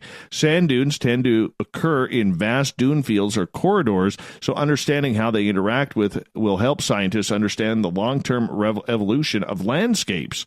He says the phenomena has been seen in satellite images of deserts, but scientists didn't know what causes the dunes to repel each other. They found that when the flow of water hits the first dune, it generates turbulent winds and curls that are similar to the wake of a boat. That turbulence pushes against the second dune as it flows downstream. So the upstream dune is actually generating a wake that speeds up the downstream dune to give it an extra kick, said senior research fellow Nathan Vrend with the BP Institute for Multiphase Flow, who led the research. The size of the wake varies depending on the size of the dune. They are currently looking at how two different sized dunes behave in the test. Moving on. This story is kind of horrific. You know, with everything going on down in Australia, this is really one of the last things you would expect to see. I mean, it's kind of horrible. And now my story won't load. Darn it. We're going to get this back here. Bear with me. So apparently what's happened here, okay, is a number of koala bears have died at the hands of humans. Like, they've literally lost thousands of animals, tens of thousands, hundreds of thousands of animals recently due to the wildfires. All right? Hundreds of thousands. That includes koala bears. Well, now there is a massacre of koala bears going on. Like, what the hell is going on in Australia right now? Okay, so here's what happened. A koala massacre at a gum tree plant in Victoria, Australia, is estimated to have killed upwards of 40 animals after nearly 10 kilometers of trees were bulldozed around a property. Yeah, the trees in the bubblegum plantation near Cape Bridgewater were bulldozed into piles, killing dozens of animals and devastating the Victorian population. I saw at least 10 bodies in just one of those piles, Andy Medic, a Victorian State Animal Justice Party MP, told the outlet. A couple had literally been crushed to death when the trees had been uprooted. In one instance, a koala had her arm stuck between two branches and had starved to death. Animals have been injured, killed, and left to starve by whoever has done this. While investigators reported the death of 40 koalas, the state's conservation regulator is continuing to dig through about 10 kilometers of felled timber to assess the complete situation. The conservation regulator's major investigations team is leading the investigation into how this incident happened and who was responsible. Kate Gavins, the state chief conservation regulator, said animals that were considered to not require immediate removal had been provided with food and water. An incident response site has been set up to treat the koalas for starvation and broken bones, according to the outlet. More than 80 koalas have been assessed since the site was set up on Friday, and about 30 have had to be euthanized. Oh, this is terrible. This is just terrible. Every Victorian can rightly feel not only appalled, deeply saddened, and heartbroken, but angry. I'm absolutely angry, Victorian Environment Minister Lily D'Ambrosio said. D'Ambrosio explained that the abysmal incident breached both the Wildlife Act and the Prevention of Cruelty to Animals Act, and those responsible for the act could face a penalty of up to $8,000 plus $800 per head of wildlife. Keith Troth, who runs the property, told the media he cleared the site last week professionally and in an effort to minimize any fatality. There may have been one or two koalas killed, and I'll wear the responsibility, but it's not the big hoo-ha it's been made out to be. The Australian Forest Products Association will be launching its own investigation to determine the root of the callous act of animal cruelty. So it sounds like this guy saw dollar signs by bulldozing his forest, didn't give a care about the animals because all he saw was, I'm going to be rich, rich, rich, and went and killed all these animals. That's a jerk move. Complete jerk move. All right? As you can tell, old Davey loves his animals. I do. All right? I do. A Texas zoo is allowing jilted Valentine's Day revelers to name a cockroach or a rat after their ex and then see it fed to a larger animal. The San Antonio Zoo Cry Me a Cockroach event allows visitors to the zoo website to pay $5 to name a cockroach after their ex or $25 for a rat. The roaches will be fed to various animals while the rats will be fed to snakes. The feeding will be live streamed online so purchasers can witness the demise of the named animals. I always like that. Good way to raise money for the zoo. Police in Canada said they responded to a report of a child's voice crying for help in a wooded area, only to discover a goat with his head stuck in a fence. The Ottawa Police Service said a resident called in the early evening of January 27th and reported hearing what sounded like a young child crying for help in a wooded area north of his property. Police searched the area and ended up talking to neighbors when no child was located. A neighbor told officers his goat had been screaming earlier, and he discovered the goat's head was stuck in a fence. The man told the police the goat screaming sounds like child's cries. The resident led police to the area of the fence where the goat had been stuck, and they verified it was the same area the first man had identified as the location of the cries. All kidding aside, police are reminding residents to support suspicious activity. Immediately report it so it can be checked out. It's always better to be safe than sorry. And finally, I think Florida man moved to New York only to get arrested in Vermont. Here's how it goes. Now, I got to say, we don't know if Frederick Brechter is Florida man. We don't, but he sure acted like it because he decided to attempt to drive up a ski slope, according to Vermont State Police. Yeah, Breckner, who's from Shelter Island, was arrested by Vermont state troopers around 11 p.m. January 24th after he attempted to drive a car from the parking area of Magic Mountain in Londonderry onto the ski slopes.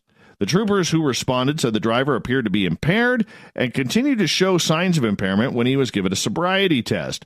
Brechter was also arrested and charged with DUI. He is scheduled to appear in court on March 17th. Yeah, the media's tried to get Brechter for comment, trying to figure out, who drives a vehicle up a ski slope, but apparently he doesn't talk to the media. He's gone silent until his court case. Oh, wrong one. There we go.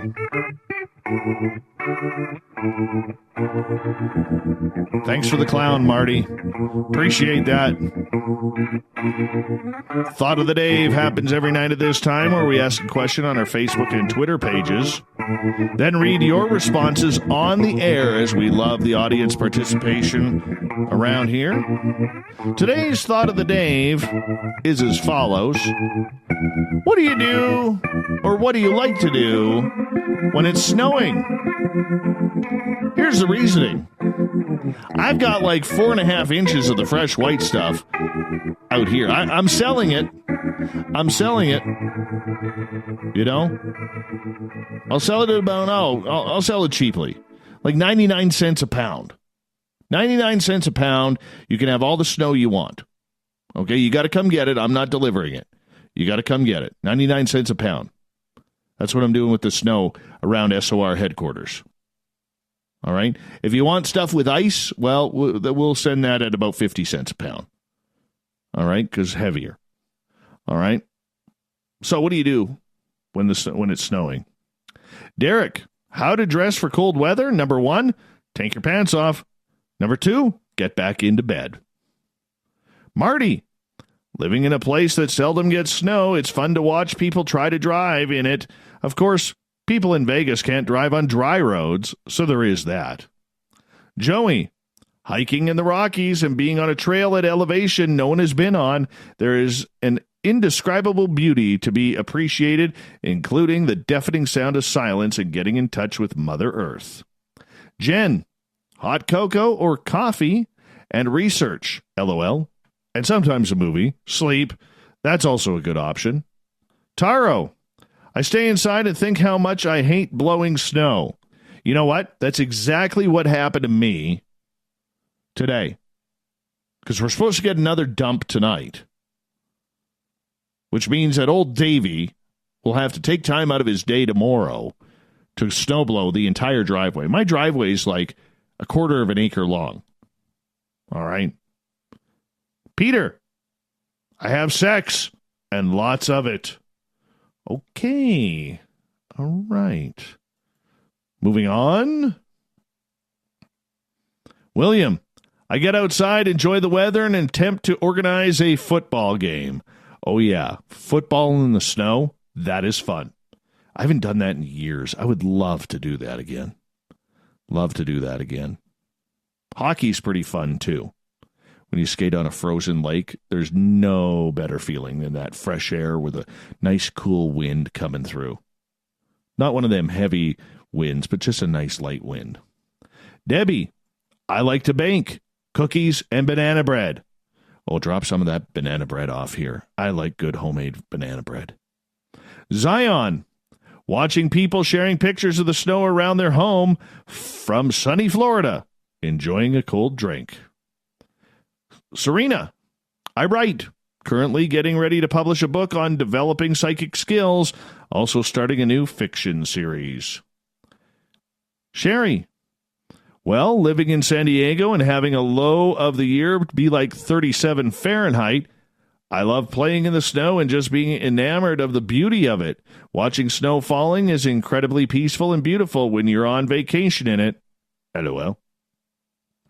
Dorothy, I like to sit inside a warm house and watch my neighbor Henrietta shovel my snow and clean off my car while I make beef stew and bake bread and cookies and then give her some for being such a good neighbor. Oh, that's sweet. Shauna, I love to hibernate when it snows. Jim, I like to bake. What do you like to bake, Jim? What do you like to bake? Wish I had more there. Bernadette, make a pot of chicken noodle soup with homemade noodles. See, that just seems like too much work. Way too much work. Nicholas, I put the kettle on the stove, have a smoke, shovel my sidewalk, and my neighbors because old Mavis is probably 900 years old. And then we have a wee spot of tea and read a book, currently reading The Bone Hunters by Stephen Erickson. Park, I play and record songs with my guitars. I wish I could do that. Number 1, Bill Cardwell. Snow, rain, or sunshine, it always seems to be home renovations occupying my time. Melinda, when there's a thick blanket of snow, I like to go walking in it, leaving clear tracks and hearing it go crunch, crunch with each step. I love that sound. Jeff, I light up the fireplace, open a bottle of bourbon, and stare outside as I proceed to zone out. Stephen, I like to write my name in the snow. How? How, Stephen? Vicky, go for a ride in a nice warm car, especially at night. Snow in the headlights remind me of driving through the stars. Jeray, drink Jack straight by a fireplace while dominating in a game of chess. Uncle Dale's mustache. I like to watch the news featuring Austin drivers who have no idea how to deal with snow. Nigel, walking it with the dogs. Rarely happens where I live. Snow, not walking the dogs. October, taking pics of things covered in snow. And Joe, practice my handwriting in the snow. Well, isn't that nice, Joe? Isn't that nice? We'll do the Thought of the Day tomorrow once again on Facebook and Twitter and read your responses. So make sure you check it on out and put your response in there. We'd love to have it on the air. Thank you to Captain Shirk for a great SOR Newswire and Geraldine Orozco for coming on The Spiritual You. She will be back on March 3rd. We got Mr. Ron Bumblefoot Thal rocking in the background with Little Brother Is Watching. Bumblefoot is the official music of Spaced Out Radio, rocking us in and out of every single show. Get your horns up for the guitar god himself. Special thanks to everybody listening in at home, at work, in your cars, wherever you may be. Everybody in our chat rooms on Spreaker, LGAB, Revolution Radio, the SOR Space Travelers Club on our website, Facebook, and all the snarkers and snarkettes at hashtag Spaced Out Radio on Twitter. Remember, this show is copyright by Spaced Out Radio and SOR Media Ventures Limited. I know you're out there somewhere. We want to say thank you for tuning us in. Thank you for joining us in the chat rooms. Thank you for being a part of our evening, because together, my friends, We're watching. We own the night. Mr. Bumblefoot, we need a favor. We need you to take us home. I know you're out there somewhere watching me. Have a great night, everybody. We're going to do it all again tomorrow. Kyle Cadle, Strange Somerset. If you've watched Hellier, you know what we're talking about. See you tomorrow night. Good night.